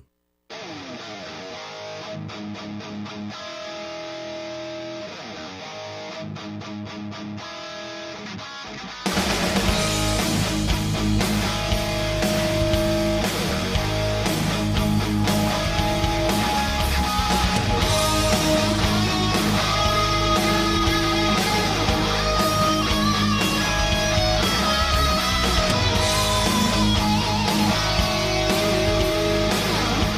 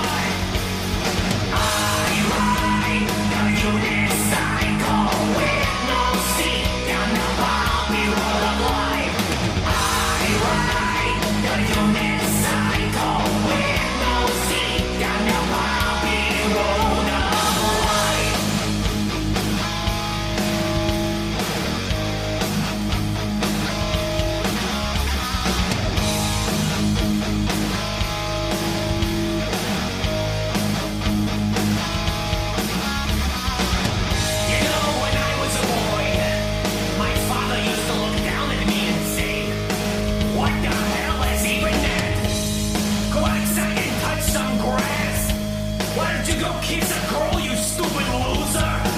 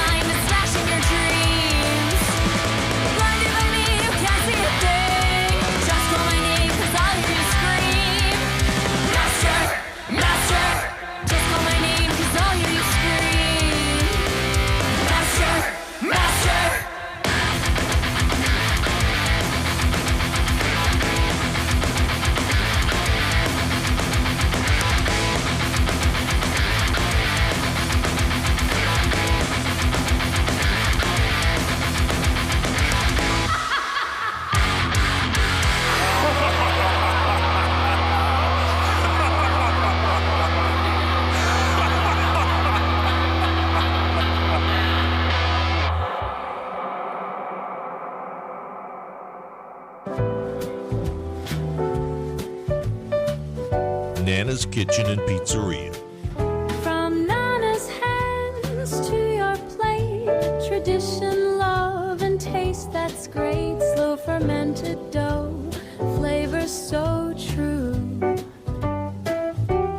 Each bite a story made just for you. 603-232-9366. Nana's Kitchen and Pizzeria, 15 Dartmouth Drive, Auburn, New Hampshire. Nana's Kitchen and Pizzeria. Luigi's Pizza Bar and Grill. For everyone, let's raise a slice on high with toppings all around. It's a pizza party, oh my. Luigi's Pizza Bar and Grill, 712 Valley Street, Manchester. Come on in or call 622-1021. Luigi, keeping the tradition alive since 1975. Pizza for everyone, come join the feast tonight. With each slice and topping, everything feels so right. In times of crisis, you need a law firm that stands by your side. With over 40 years of experience, Craig & Getsoulis is dedicated to fighting for your rights. As former state prosecutors, our attorneys have the knowledge and trial experience to provide an aggressive defense against any charge, from DUIs to homicides. If you've been injured, our compassionate team will assess your case and fight for the compensation you deserve. Serving all of New Hampshire, Craig & Getsoulis is here when you need us most. Visit CraigGetZoulis.com for a free consultation. Craig & Getsoulis, your advocates, your allies. Bring your kitchen to life with Queen City Cabinetry, located at 87 Elm Street in the historic Sunbeam Mall in Manchester. Open Monday through Friday, 9 a.m. to 5:30 p.m. and Saturdays, 10 a.m. to 2 p.m. They can be reached at 603-222-2007 or on the web at QueenCityCabinetryNH.com. Come see the possibilities. Queen City Cabinetry, another proud sponsor of WMNH. Hey everyone, this is Rob Azevedo, host of Granite State of Mind, and I want to tell you about Pembroke City Limits in the historic Suncook Village. PCL is an award-winning bar, restaurant, and music venue where there's live music 5 days a week and twice on Saturdays. Everything from blues, country, folk, funk, and a whole lot of jazz. We have 12 craft beers on tap dedicated to local brewers in the area and some of the friendliest bartenders around. Please come visit Pembroke City Limits at 134 Main Street in the historic Suncook Village, only 6 miles outside of Manchester. Open Tuesdays to Wednesdays, 4 to 10, Thursdays to Sunday, 11 to 10. Pembroke City Limits, where it's all about the music. Diz's Cafe is the place to put a smile on your face. Judy and the crew will take care of you. Bring your appetite and treat your taste buds right. Diz's Cafe is always a winning choice. Breakfast, lunch, or supper. Diz's Cafe at 860 Elm Street in downtown Manchester. Dine in, take out, or make a reservation. Call 603-606-2532. Eat, drink, and be happy. Diz's Cafe. When it comes to keeping WMNH on the air and your own personal or business computer needs, trust Groland Computers. Located on Elm Street in Manchester, Groland handles computer repair, virus removal, and custom-built systems. Are you looking for budget-friendly options? Check out our selection of fully inspected used computers. We offer tailored on-site solutions. No unnecessary expenses here. Visit Groland.com or call Groland Computers at 603-645-0101. Your tech, your way. Trust Groland Computers.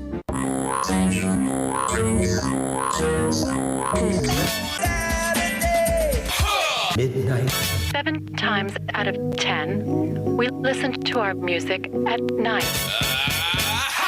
Thus spawned the title of this program. Late Night Delight with DJ Midas, right here on WMNH Manchester. You wanna know why? Because I'm on the radio. Saturdays and Sunday nights, midnight to 4 a.m.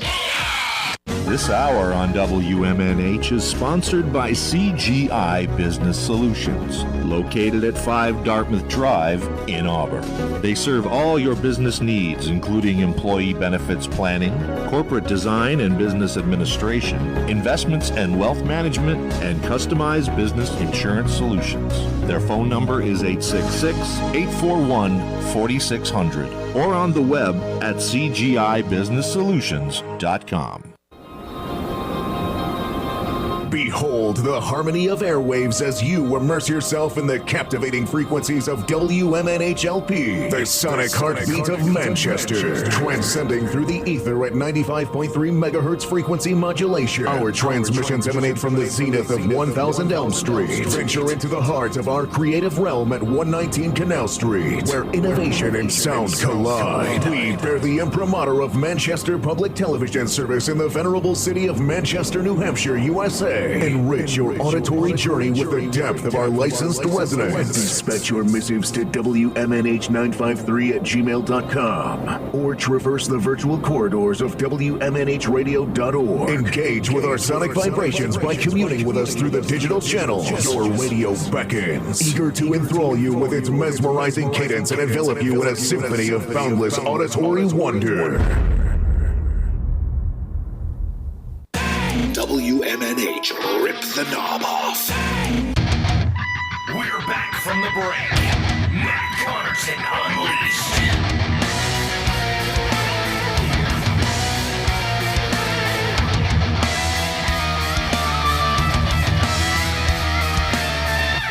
This is Eleanor Langthorne from Vices Inc., and you're listening to Matt Connarton Unleashed on 95.3 WMNH.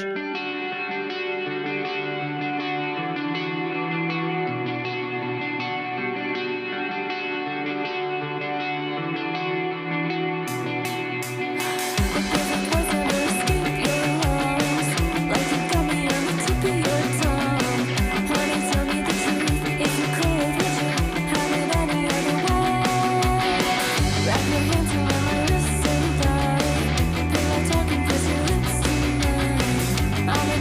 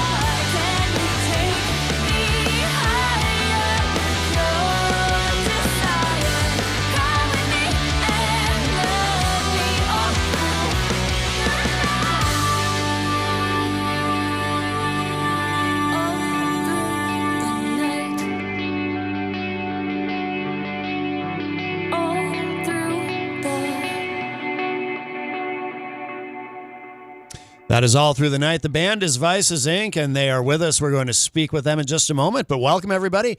If you are listening live on Saturday, we have entered hour number 3, Numero Trace of Matt Connarton Unleashed, and we're live from the studios of WMNH 95.3 FM in glorious, but very, very, very, very cold, but glorious Manchester, New Hampshire. And, of course, you can stream the show from anywhere. Go to mattconnerton.com/live for all of your live streaming options, social media links, contact info, show archives, etc., etc.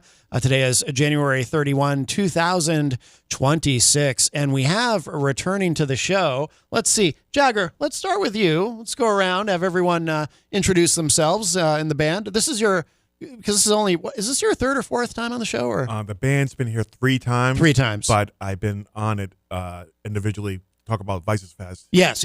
So 4 times. 4 times. So you're in the 4-timers club now, Yeah. if that's a thing. We'll make it a thing. Could make a jacket. 4-time club. It'd be great. That's right. All right. So, and what do you do in the band? Yeah, that's a good question. Mostly guitar and keyboards, but I do multiple things. Yes. And I cook too for the band, so that's good, right? Oh, I didn't know that. Wow. Nice. Nice. All right. And you? Hi, I'm Eleanor. I am the vocalist of Vices Inc. And recently, I've started playing guitar. Oh, cool. During our live shows. Oh, nice. Yes. Yeah. And you? Hi, I'm Christy. I play the drums, and that's all I do. That's all I do here. Well, percussion. Yeah, that's true. Yeah. Christy also records my vocals. That's true. Oh, that's important. Okay. Oh, very good. Very good. Yeah, because everything is self-recorded, right? You all. Yep. Yeah. Yes, we have a studio. Yeah, it sounds fantastic. Have you done it that way from the beginning, if I remember correctly? Or? No. 2 years into it, we started doing we decided that was the best way to do it. Okay. We were at multiple studios, and we just couldn't. It just didn't work out until we did it ourselves. Right. Okay. Oh, by the way, too, for those watching online, whether it be Facebook or YouTube or let's see, y'all brought goodies, which I appreciate. CD here, Rolling 82. Yes. I'll hold that up so everyone. I'll hold that up so everyone can see it. And a brand new. I'm wearing my Vices Inc. shirt, but you brought me another one. I'll hold that up so people can see it. So I appreciate that. That's actually the Boston skyline there. Oh, it is. Okay, I love city skylines. That's kind of my thing. So that's very cool. So I appreciate that. We'll have to do a Manchester skyline. Oh yeah. Oh yeah. It's so inviting. Yes, but thank you. And of course, for those watching online too, I have my Vices Inc. hat. It was very appropriate to wear on such a brutally cold day. And my shirt and my and my new Jenny will be very happy too to get one of these. She loves this stuff. So we're gonna be having Vices Inc. mittens pretty soon for you too. Okay. Vices Inc. mittens. Can you imagine? This is wonderful. Wow. Oh, before I forget to say this, yes. I just want to say right off that I want to give out condolences to you for your passing your father. Oh, thank you. And thank we you. know it's been hard for you, and we're thinking about you. Oh, okay? I appreciate that, Jagger. Thank you very much. Sorry about, Yeah, no, I appreciate that. Yeah. A lot of our listeners were very familiar with him because when the show used to be on in afternoons, weekday afternoons, he would call in a lot. But he was such a huge supporter of music, local music, independent music. I always say he's like he was the only 70-something-year-old man I knew who would actually like listen to college radio and liked hearing new stuff and. Maybe he liked Vices Inc. Who knows? He probably did. He probably. You guys, the sound of the band is the kind of thing he would really enjoy. So he probably did actually. Sure. So yeah, absolutely. So thank you for that. Sure. So what is new with the band? That track, All Through the Night. Why did you choose that for the opening single today? Well, we went. Last time we were here, we were talking about how we were going to go change our sound. Yeah. Which is the Alkaline Kiss album, which is the shirt you're wearing right now. And that song is kind of back to our roots again. Okay. And we just kind of inspired us to do it. And crazy enough, the song's been wicked popular. So it's like, well, maybe we should be doing that too, Yeah. So it's a precursor to our next album. Not the album coming out next week, but the album that's coming out after that one. Okay. Which is back to being the pop punk album. Okay. So and it's not on the album. It's a standalone single. But we just get inspired to do it again. Yeah. And it's a fun song. Yeah. Well, you're incredibly prolific. We were talking off air. You got like 300 songs. Yeah, I mean online we do, but like in the vault or being worked on, it's probably double that, right? Oh my God, really? Triple. Like there's unlimited number of songs out there. That no kidding. Yeah, Jag, he has songs that he's written that we plan to work on. Yeah. And then like every other day, he's like, I wrote 5 new songs, and they're all like amazing. Yeah. So we want to do all of them. Yeah. So yeah, that is the goal. Yeah. But yeah, Yeah, we'll get to him. She just got a new one yesterday. Yep. Oh, really? Yep. Yeah. It's for a thing called Dark Pop, right? Mhm. So we got a EP coming out sometime whenever she gets to it, because she has a lot of stuff to get to, and it'll be a thing called Dark Pop EP, which is like songs that are pop but on the darker side. of pop. Okay. Okay. We're crazy. Yeah. I mean, what happened was, people ask us this question all the time: how did they become this? Yeah. It's because we're a COVID band, and instead of playing shows, we made music. That's Mhm. basically what happened. Mhm. And now we can't stop doing it because I'm weird. Yeah. No, it's great though. It's funny how much COVID still comes up on the show, Sure. even because in the first and second hours of the show today, I had guests from the UK on Microsoft Teams joining us. And in both of those conversations, COVID came up and how it affected what they were doing musically and put them in the directions that they're going now. So I always say, the pandemic was awful, but we have to find these silver linings where we can. And one of the silver linings of COVID was it really brought a lot of creativity out in a lot of the musicians that we've had on the show, and just generally, and also too getting musicians to embrace technology more in terms of collaboration and all of it, So Yeah, it's a bright side of that, right? Yeah, yeah, So, yeah. And now we just got in such a routine of working so hard, even though we play shows and stuff, all this other stuff on our agenda. Yeah. We just can't change it. Yeah. And that's okay. Yeah. It seems like the fans of our music are happy with that. Yes. It's like every time we have something released, like, oh, how about some more? How about some more? I'm like, how about you do it? Right. No, that's a good problem to have, though. It is. And Jenny and I went to see y'all at Bad Burger with Under the Horizon and Plague Dad. Oh, and Eleanor, I wanted to tell you too. I love when you get up and sing with Plague Dad. That is amazing. That is so good. Thank you so much. I love Frank so much. Yeah. I love everything he does. So it's so amazing to be able to go join him on stage for his set too. Yeah. We have a couple more songs we're working really? on together. Yeah. How many did you do that night? Like 3? Yeah. 2 or 3? Usually I do like 2 or 3. Yeah. But he wants to add me to one of his other ones. Nice. Which I'm really excited about because it's a fun one. Yeah. Oh, that's cool. That's cool. Yeah. I think Jenny and we met him through you, didn't we? Sure did. Yep. Yeah. Yeah, he how you met him was we were supposed to come here for a show, and some reason we couldn't show. Oh, yeah. and I had him replace us. Okay. And that's how that happened. I remember now. Yeah. No, he is great. Yeah, we got to get him back on. He's amazing. He actually has been helping us out lately too. Really? Some show wise, some shows he's been playing bass for us. Oh, nice. So okay, he he comes out with his leather jacket, punk rocking. Nice. Pretty cool. That's It awesome. was very fun. Oh, very cool. We love Frank. So we should talk about that too. So you're down a member. Yeah, and I'll have Christy talk about that. Okay. Oh. Sure. Well, it is. Well, it is the rhythm section, right? So yeah, I miss my friend. A representative of the rhythm section should address this officially, right? No, absolutely. Yeah, I mean, we've been working hard still, just trying to find the right fit, and we've had a couple of different people help us out, for shows in the meantime. But yeah, if you know a bass player or you are a bass player, maybe talk to us. But also, we wanted to make sure we find the right person. Mm-hmm. Not to say anything bad about anyone that we've worked with. It's just that we're a close-knit band. Yeah. And we're friends outside of it, too. So we want to make sure we find somebody who's not only a good person to hang out with, but also has the time and the commitment to the same as us. I mean, as we were talking about how busy we are, it's a huge commitment to be in this band. It's basically your life. And that's true. Yeah. And we're very protective of our music, but we're also protective of each other too. Yeah. So if you can be part of that, you have to understand there's guidelines to be part of the band and stuff. And we won't change that. Yeah, of So course. we would love to steal Frank. Don't get us wrong. He has his own projects. Like, we're not going to take him away from that. Right, Like, right. That's not fair to him or to us. So Yeah, of course. Yeah, bass players can be hard to come by. Although what comes up on the show constantly is drummers. How many bands are you in? Are you only in this band? I'm only in this band. I only have time for this band. You're the only drummer I know who's only in one band. Yeah, I'm an amogamous drummer, the only one in the world. Yeah, most drummers are in like 10 different bands. I can see that. Yeah. I'm the only one in another band in this band, but that's becoming kind of an issue too. Really? Trying to balance both bands. Oh, But, you got another project? yeah, the Ghosts of New England, which Oh, yes. Didn't we? Did we talk about that at one point? yeah, well they're supposed to be on on the show eventually. Oh, good. And- okay. and- Right. but yeah. Because I recognize the name. Yeah. Yep. Yeah. Okay. Cool. And that's more like what is that? What is that band? Like, what is that? Think of like Black Keys style. Okay. Right. Okay. I remember talking about it now. Okay. Yeah, that makes sense. But yeah, drummers are, my theory, I might have said this to you before, my theory with drum. Well, Christy, you can tell me what your experience was, is that most kids, you're growing up, you get interested in playing an instrument, you want to play the drums, you go to the parents and say, this is what I want to play. They're going to try to talk you out of that. Like, can you play something a little quieter? Right. Well, what was your experience with that? Mine was actually an interesting experience.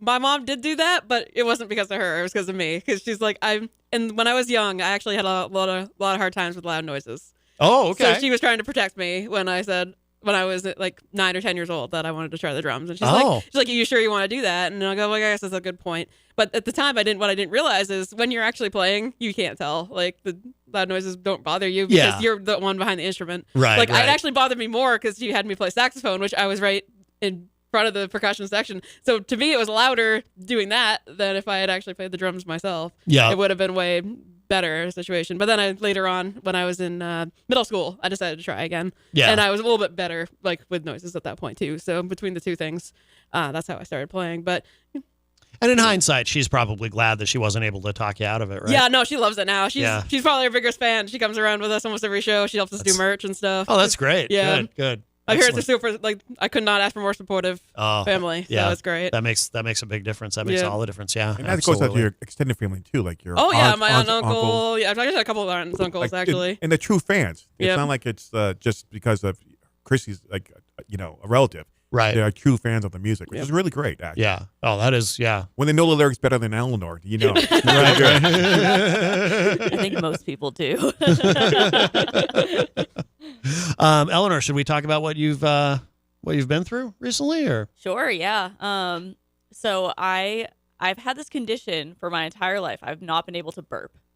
Really? Yes. Interesting. It's called RCPD. I don't actually know what it stands for, but that's like if you look up RCPD, you'll find. I bet is the R like reflux or something? It's maybe retro something. Oh, okay. I think. But there are dozens of us. Yeah. Is it a rare condition?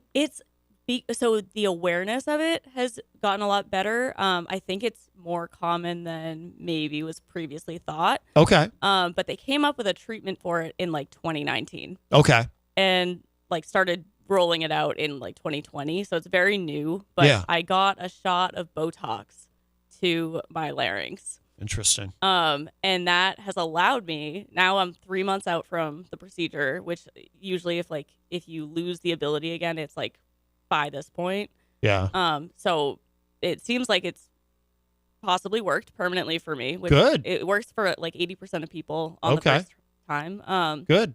But because I got that done, I like kind of lost control of my voice for like the past 3 months. And Yeah. I like just like pretty much this week feel like I have it fully back. Really? Yeah, but it was really, really difficult. Like we had shows booked, and we had no idea like what the recovery was going to be like. Yeah. They told me like, oh, you'll probably like if it does affect your voice, it'll probably be better in like a month, but worst case, it'll be 3 months. Okay. So we kind of were like hoping for the 1 month, Yeah. and then it turned out to be a little bit more of a factor than Yeah. we had hoped. But I'm really glad I got it done.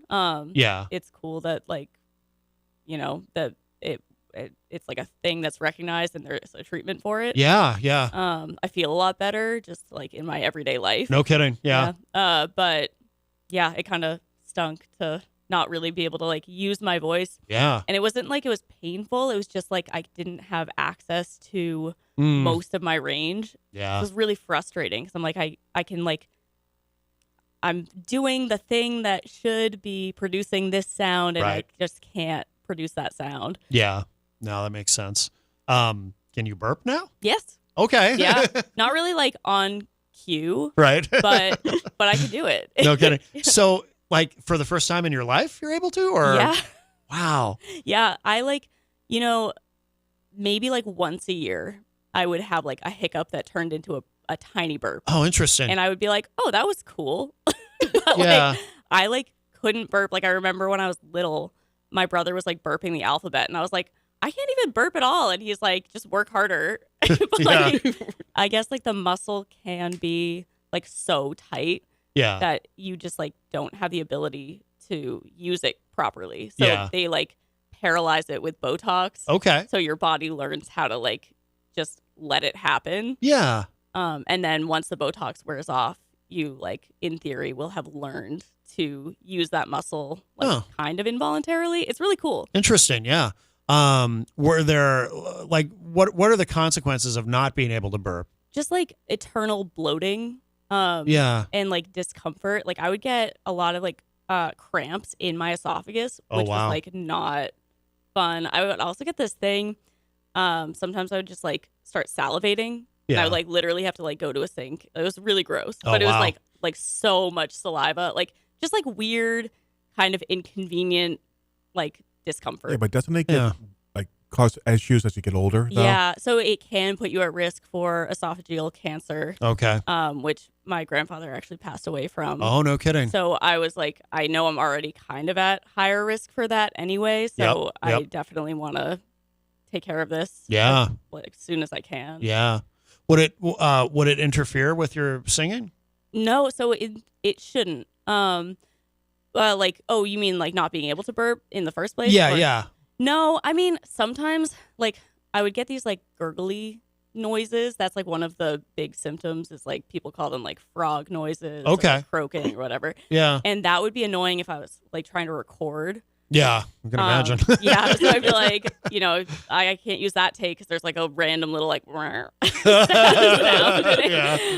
So that was like kind of an issue. I would try not to like drink anything super like carbonated before recording. But a lot of people who have the condition like avoid carbonated drinks completely because I can see why. Yeah. I mean, I just like really like carbonation. So Yeah. I get that. Yeah. So you think you're pretty well recovered at this point? Yeah, I think so. Great. Yeah, Great. I was singing in the shower yesterday. Yeah. Some Paramore. It was all coming out nice. Good. Yeah, Good. like, Excellent. Finally. Excellent. We always have to back up though, because if she can't do the vocals, I can do it. And Oh, yeah. I sound just like her, so it's Yeah. great. You can't tell the difference, It's right? uncanny. So it's like, is it me? Is it her? Sometimes I'm doing it. I don't know who it is. Never know. Wow. Well, that's excellent. That's good to have. So on All Through the Night, is that you or is that Eleanor? Well, see, the point is we don't know anymore. Yeah, the world may never know. Yeah. we don't know ourselves anymore. Very good. Very good. Well, if you're just joining us, Vices Inc. is here with us. I think we should play another track. Sounds good to us. All right. I'm going to be selfish. I usually let the guest pick, but I really want to hear Cities and Dust. All right. Tell me about this song because I love this song. Well, again, we decided to do this album, which is coming out next week, by the way, called In and Out of the Stranger Things. Okay. And it's basically songs that were part of that show, and we wrote songs that felt like should be in that show. Interesting. And so we said, so if you hear all the album, it's like, okay, I heard that song on that, episode 2, season 4. Whatever. Yeah. So that was we was kind of random where the songs we picked. It's just we wanted this album to flow well. But it was other songs we picked for this album too that didn't make the cut. Okay. But City Dust, it's always it's a cool song. It I is. love the drum beat for it. Yep. I love the guitar effects on it. And Susie and the Banshees, she's pretty cool. Yeah. So Yeah. I was like, and it's a song that's not overplayed either. Right. So we decided, why not go for it? And I think it fits perfectly with the whole Stranger Things. So this is a Susie and the Banshees cover? See, I didn't even realize that. Yeah. Yeah. I'd never, because I remember Susie and the Banshees, of course, but I don't remember this song. But anyway, I love it. This is really good. So let's give this a spin. Then we'll come back. We'll talk more about the album because I want to hear more about that. That's a very, very interesting concept. But here it is, Cities and Dust, and this is Vices Inc.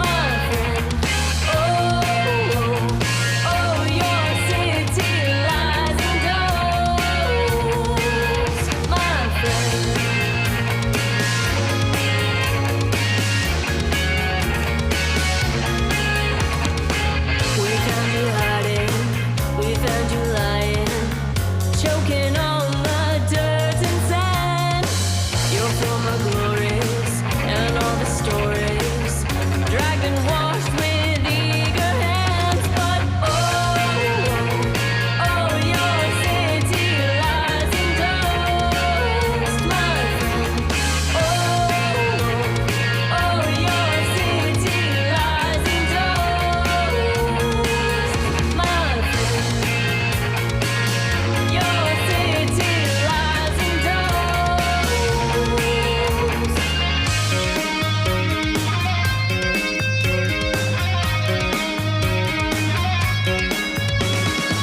Water was running, children were running. We found you hiding, we found you lying. Water was running, children were running. We found you hiding, we found you lying.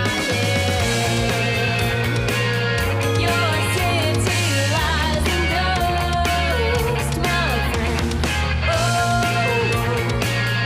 your city lies in dust, my friend.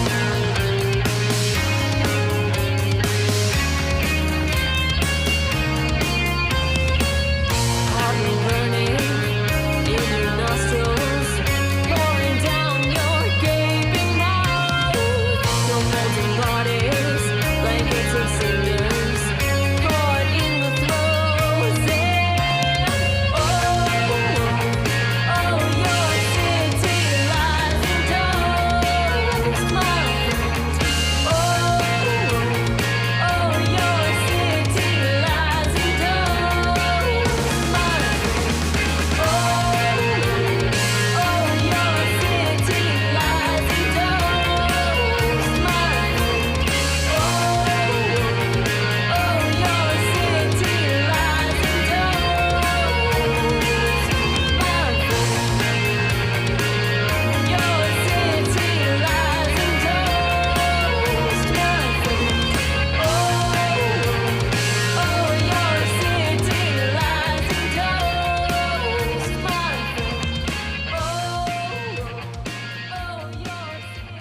my Cities and Dust. The band is Vices Inc. And that is from the album In and Out of the Stranger Things. And we've got Vices Inc. here with us in studio.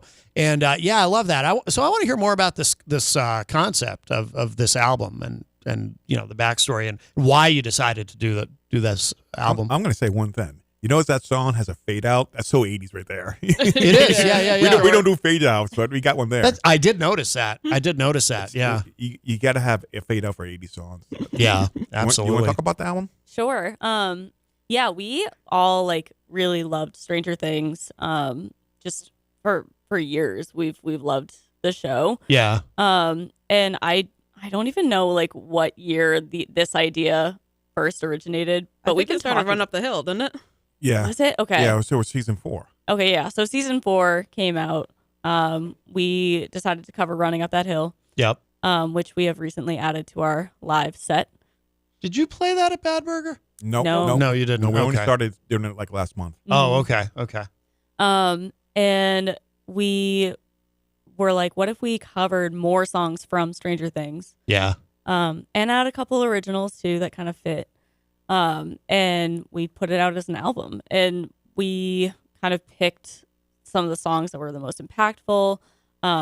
We actually added 2 songs like 2 months ago, really? like right before. We were like, we really feel like we need to have these ones on there too. So Yeah, the one we forgot to add, if you watch the show at all, is one of the main songs is Should I Stay or Should I Go? And we did not do that song. Oh, so it's no like, kidding. hello, maybe we should do that song. So we Yeah. did that last month. And the other one, we actually do a live version of I Think We're Alone Now. Okay. And we were watching season 5 and we're like, oh my gosh, they put it in the show. So we were like, We have to Oh, put it on the wow. album. like for we sure. already, we can Oh. record this real quick. Oh, that's awesome. Yeah. Very cool. It's funny. I never watched Stranger Things, but I did end up seeing the finale only because Jenny watches it, or she watched it. So she had it on, and I was, in the living room on the computer, and I was kind of curious how this turns out, even though I'd never really watched it. No, that's cool. So when does that come out? That album comes out next week. Next week. Okay. Very cool. And then what's the plan for it? Because then you mentioned another album for later in the year, right? Sure. But of course you did because you Because make it's by Zinc. make millions of songs. So the next full length album, which will be out in probably May. Okay. How long it takes Eleanor to get done by? I'm sure she'll be done before that. Will be Back to Square One. Okay. Which is it's actually the album that got this band to be a band. Really? Is that true? That is true. Okay. So why don't you talk about that, Chrissy? Yeah, absolutely. So when I met Jag, we met through Band Mix. He was looking to find new people to jam with, and he wrote an album in like a week, maybe 2 weeks. 2 weeks. Okay. I'll give you 2 weeks to make Back to Square One. So he wrote all this, really good songs, and he sent them to me, and I was like, wow, these are great. And that was basically the Back to Square One album. It was all the instrumental stuff was done on it. Okay. So then I ended up recording the drums for it, and actually it was right before the pandemic hit that I finished my sessions for that. But then we ended up just having so many more projects that we ended up just putting ahead of it. Oh, okay. But that's why all of our recordings, as far as Jag and I, are been done for a while. Oh, but interesting. I've been waiting for this for so long. Like, I'm so excited. Like, you have no idea. It's not like we put it on the back burner because we don't like it. Yeah. It's because we had like these other things. Like, we're Stranger Things. We want to get this out around the time the show was done. Yeah, and that like, makes sense, We yeah. we wanted to explore this new genre and stuff like that. But where this album, I'm like, I cannot wait to hear her vocals on these songs that I've been waiting for literally 7 years to hear these. So that's interesting. So the songs have existed for a long time. Yep. Yeah, I wrote. I was in another band before this band, and that band broke up, and I wasn't gonna do music anymore. And one day I decided just to pick up the guitar again, and I wrote. It was crazy. All these songs came out of me in a 2-week period, and so we right away it's like, okay, I'm gonna get the band together and just perform these songs live, and then I wasn't gonna be in a band anymore. Yeah. But then it became a band, and then we right away recorded this album, and we just shelved it, and like. It's nothing about the album's bad. It's actually a great album. It's like one of my best. And it just seems crazy that we shelved it. But we shelved many albums. We got another album called Hello Goodbye that's been shelved. That's going to be done. We had an album in 2022 called Always, and we got 2 versions of that. Always 2 and 3. Rolling E2, the other version of it, the album version of it. That's, I can't. Emotional Dynamite. There's more, right? The re-release of the Mid-East emo album. Yeah.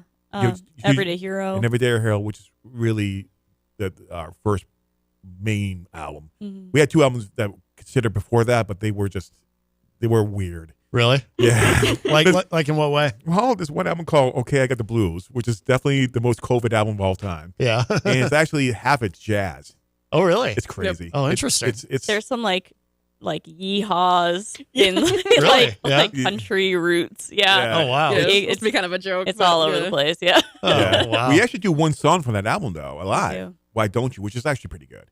But the rest of the album is like it's chaos. Really? But there's a lot of chaos going on during that time, so it makes a lot of sense. That's true. And you think you listen to it like this band is on a lot of drugs, and if that's a funny thing, we don't do drugs. Never have, never will. Yeah. We eat a lot of food. That's our vice, right? Oh, there's no vices with drugs, right?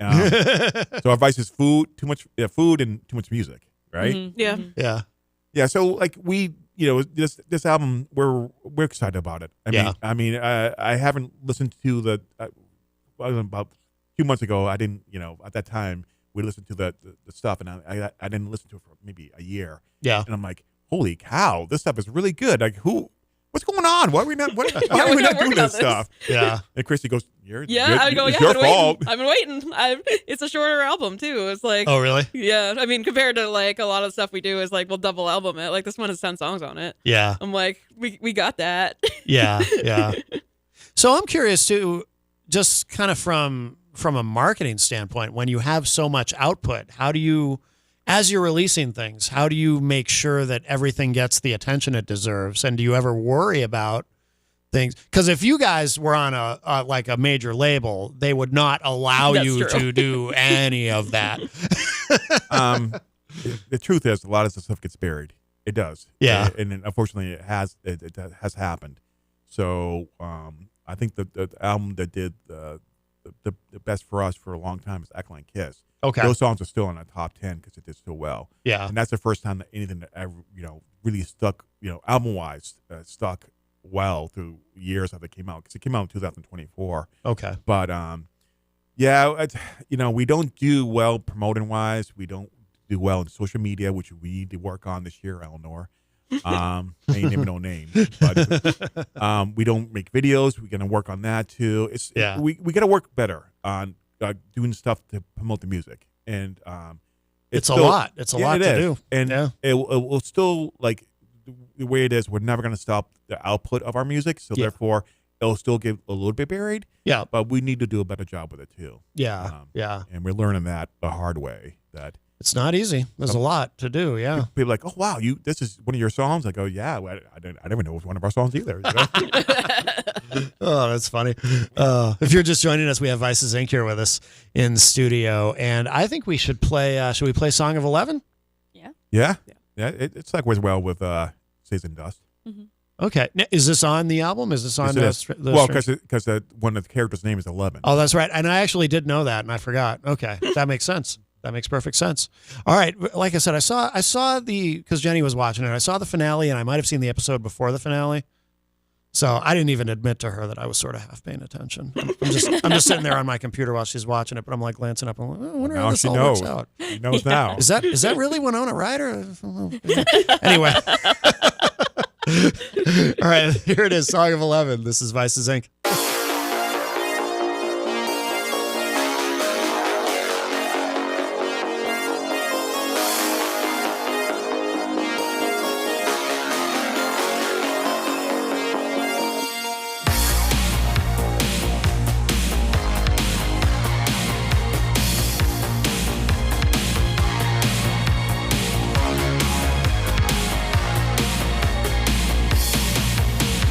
Into the dark,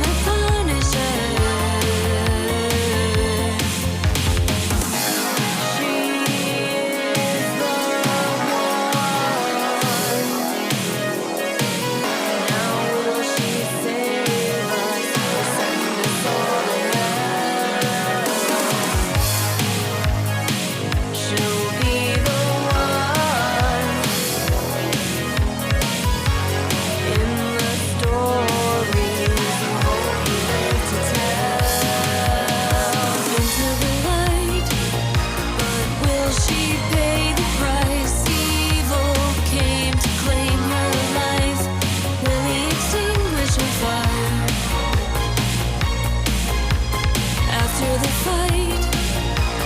Will our hero fall? Sacrifice to save them all, closing the chapter for good. She is the one. Now she has saved us from the depths of hell.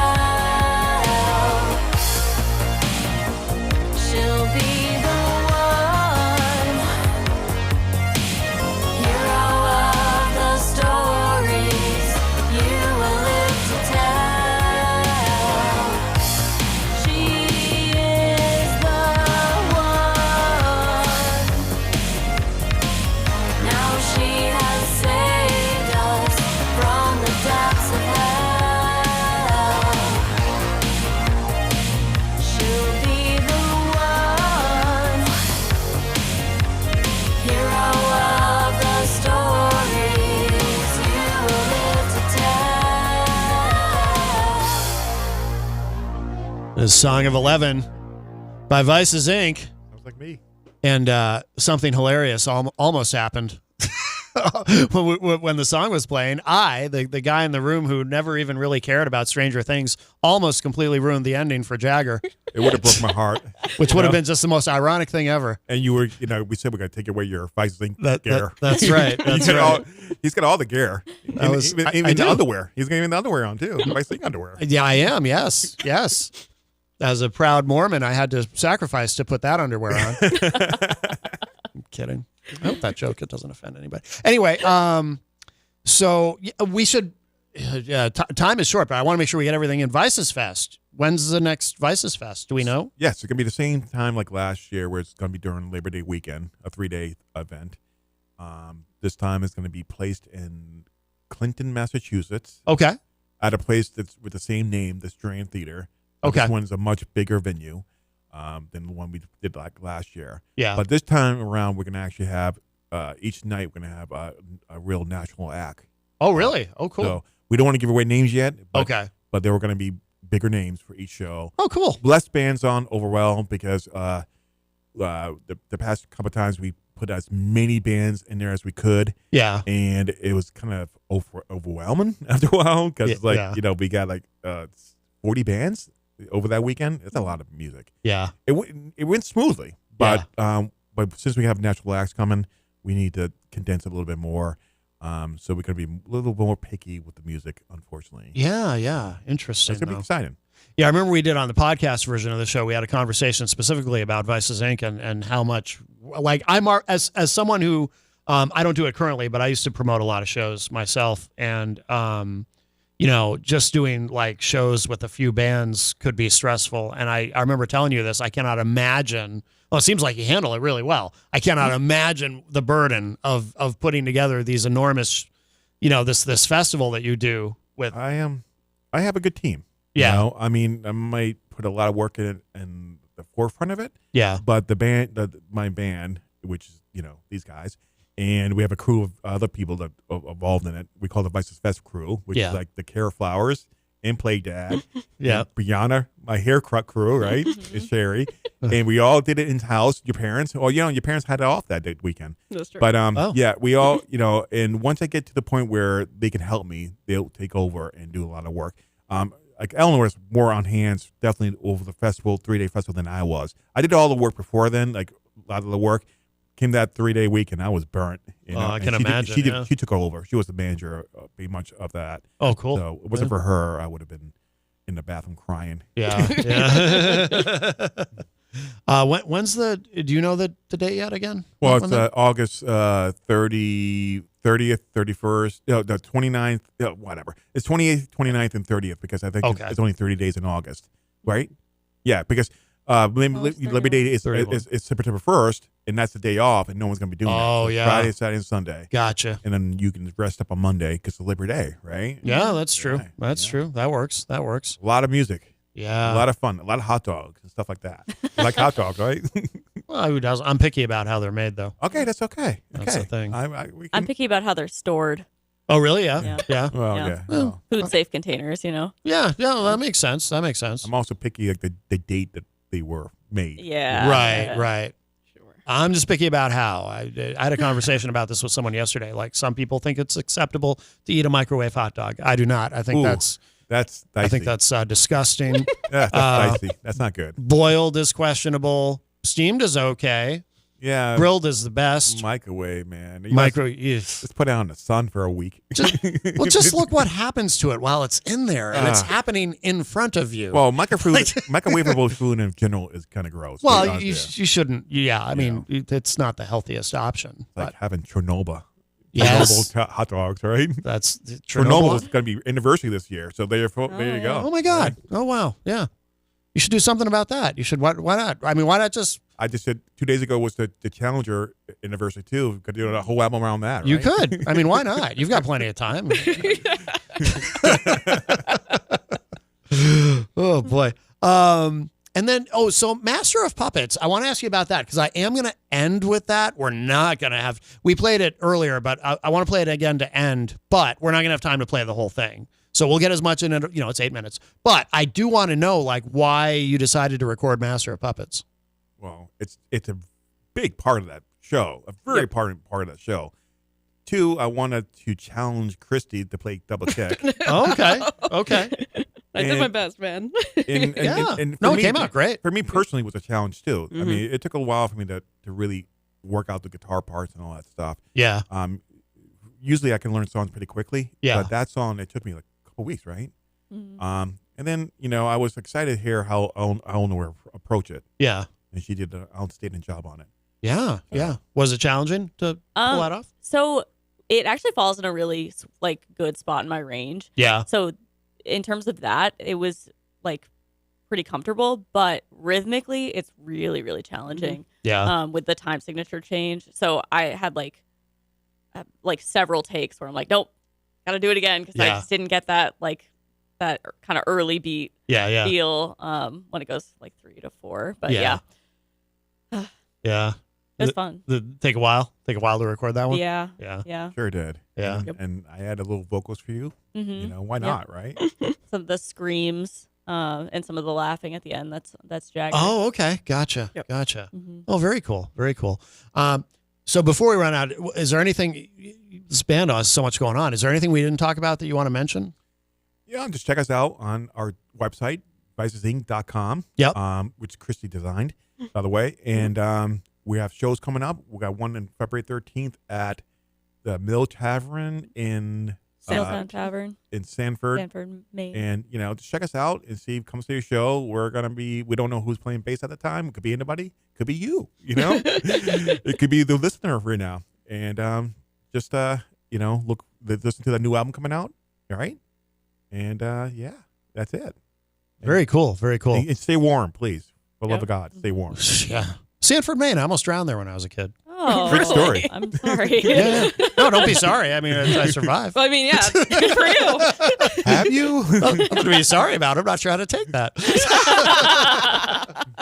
No, this has been wonderful. I really appreciate all three of you coming in. This has been great. We'll spin this to end. Again, this came out really, really well. Master of Puppets. It's on In and Out of the Stranger Things. Did I get the title right? Yes, you did. It's a long title. Okay. Yep. And that's coming out next week. Excellent. All these songs you're playing right now are debuting songs on the radio. Oh, fantastic. No one's heard them yet. I know you like that. We do. We love the world radio premieres here. We very much do. All right. Thank you all again so much. Vices Inc. Thank you. And absolutely. Absolutely. And here it is, Master of Puppets.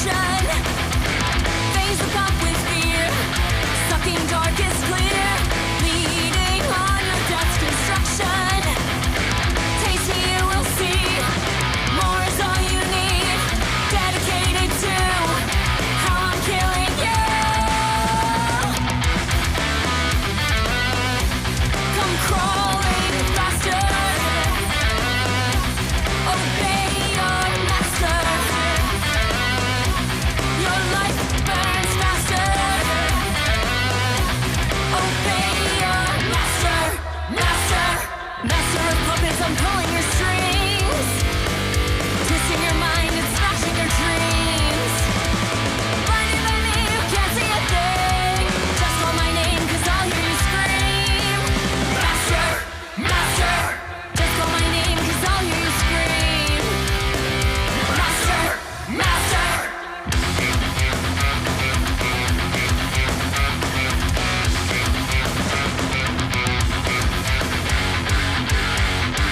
Needlework's the way, never you betray. Life of death becoming clearer. Pain monopoly, ritual misery. Chop your breakfast on a mirror. Taste me, you will see. More is all you need. Dedicated to how I'm killing you. Come crawling faster. Obey your master. Your life burns faster.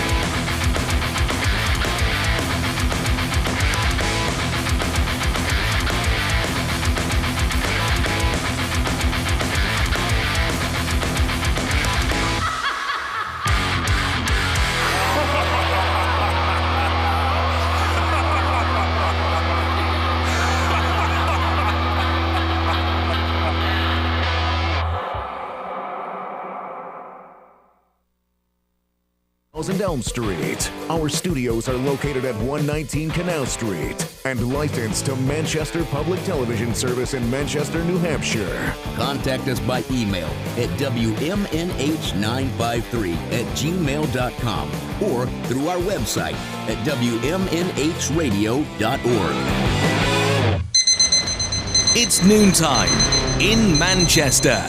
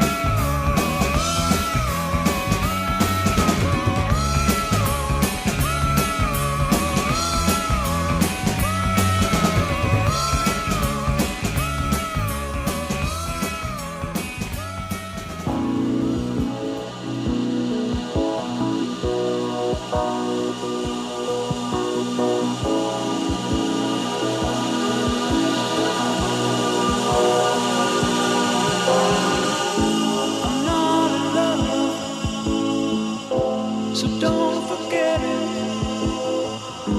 It's just a silly phase I'm going through. And just because I call you up, don't get me wrong, don't think you got it made. I'm not in love, no, no. It's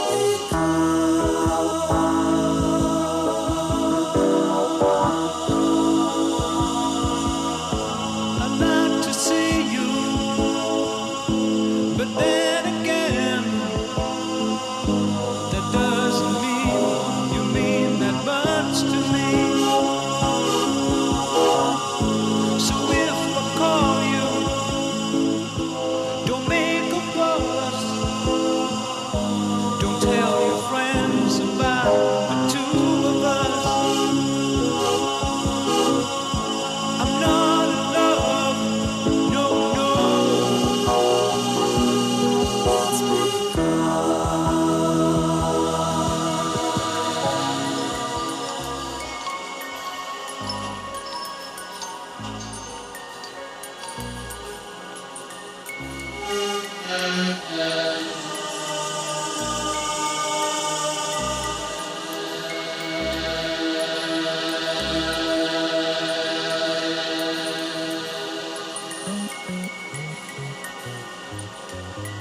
Be quiet, big boys don't cry.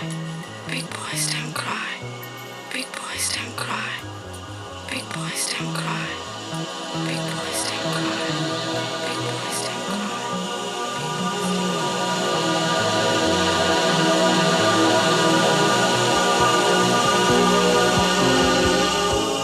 Keep your picture up on the wall.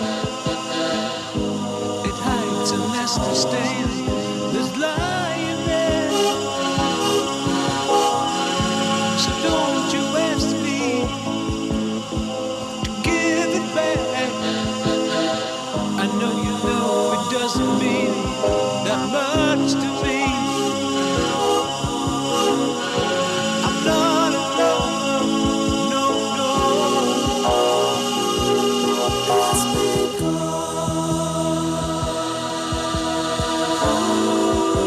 you wait a long time for me. Ooh, you wait a long time. I'm not in love,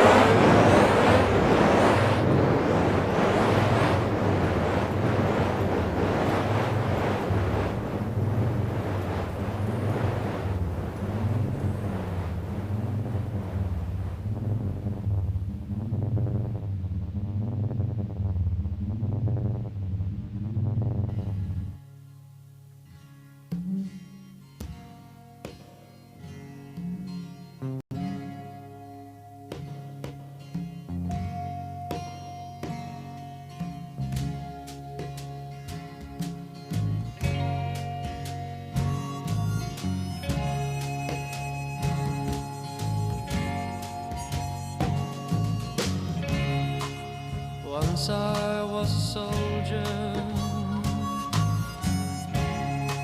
and I fought on foreign sands for you. Once I was a hunter, and I brought home fresh meat for you. Once I was a lover, searched behind your eyes for you.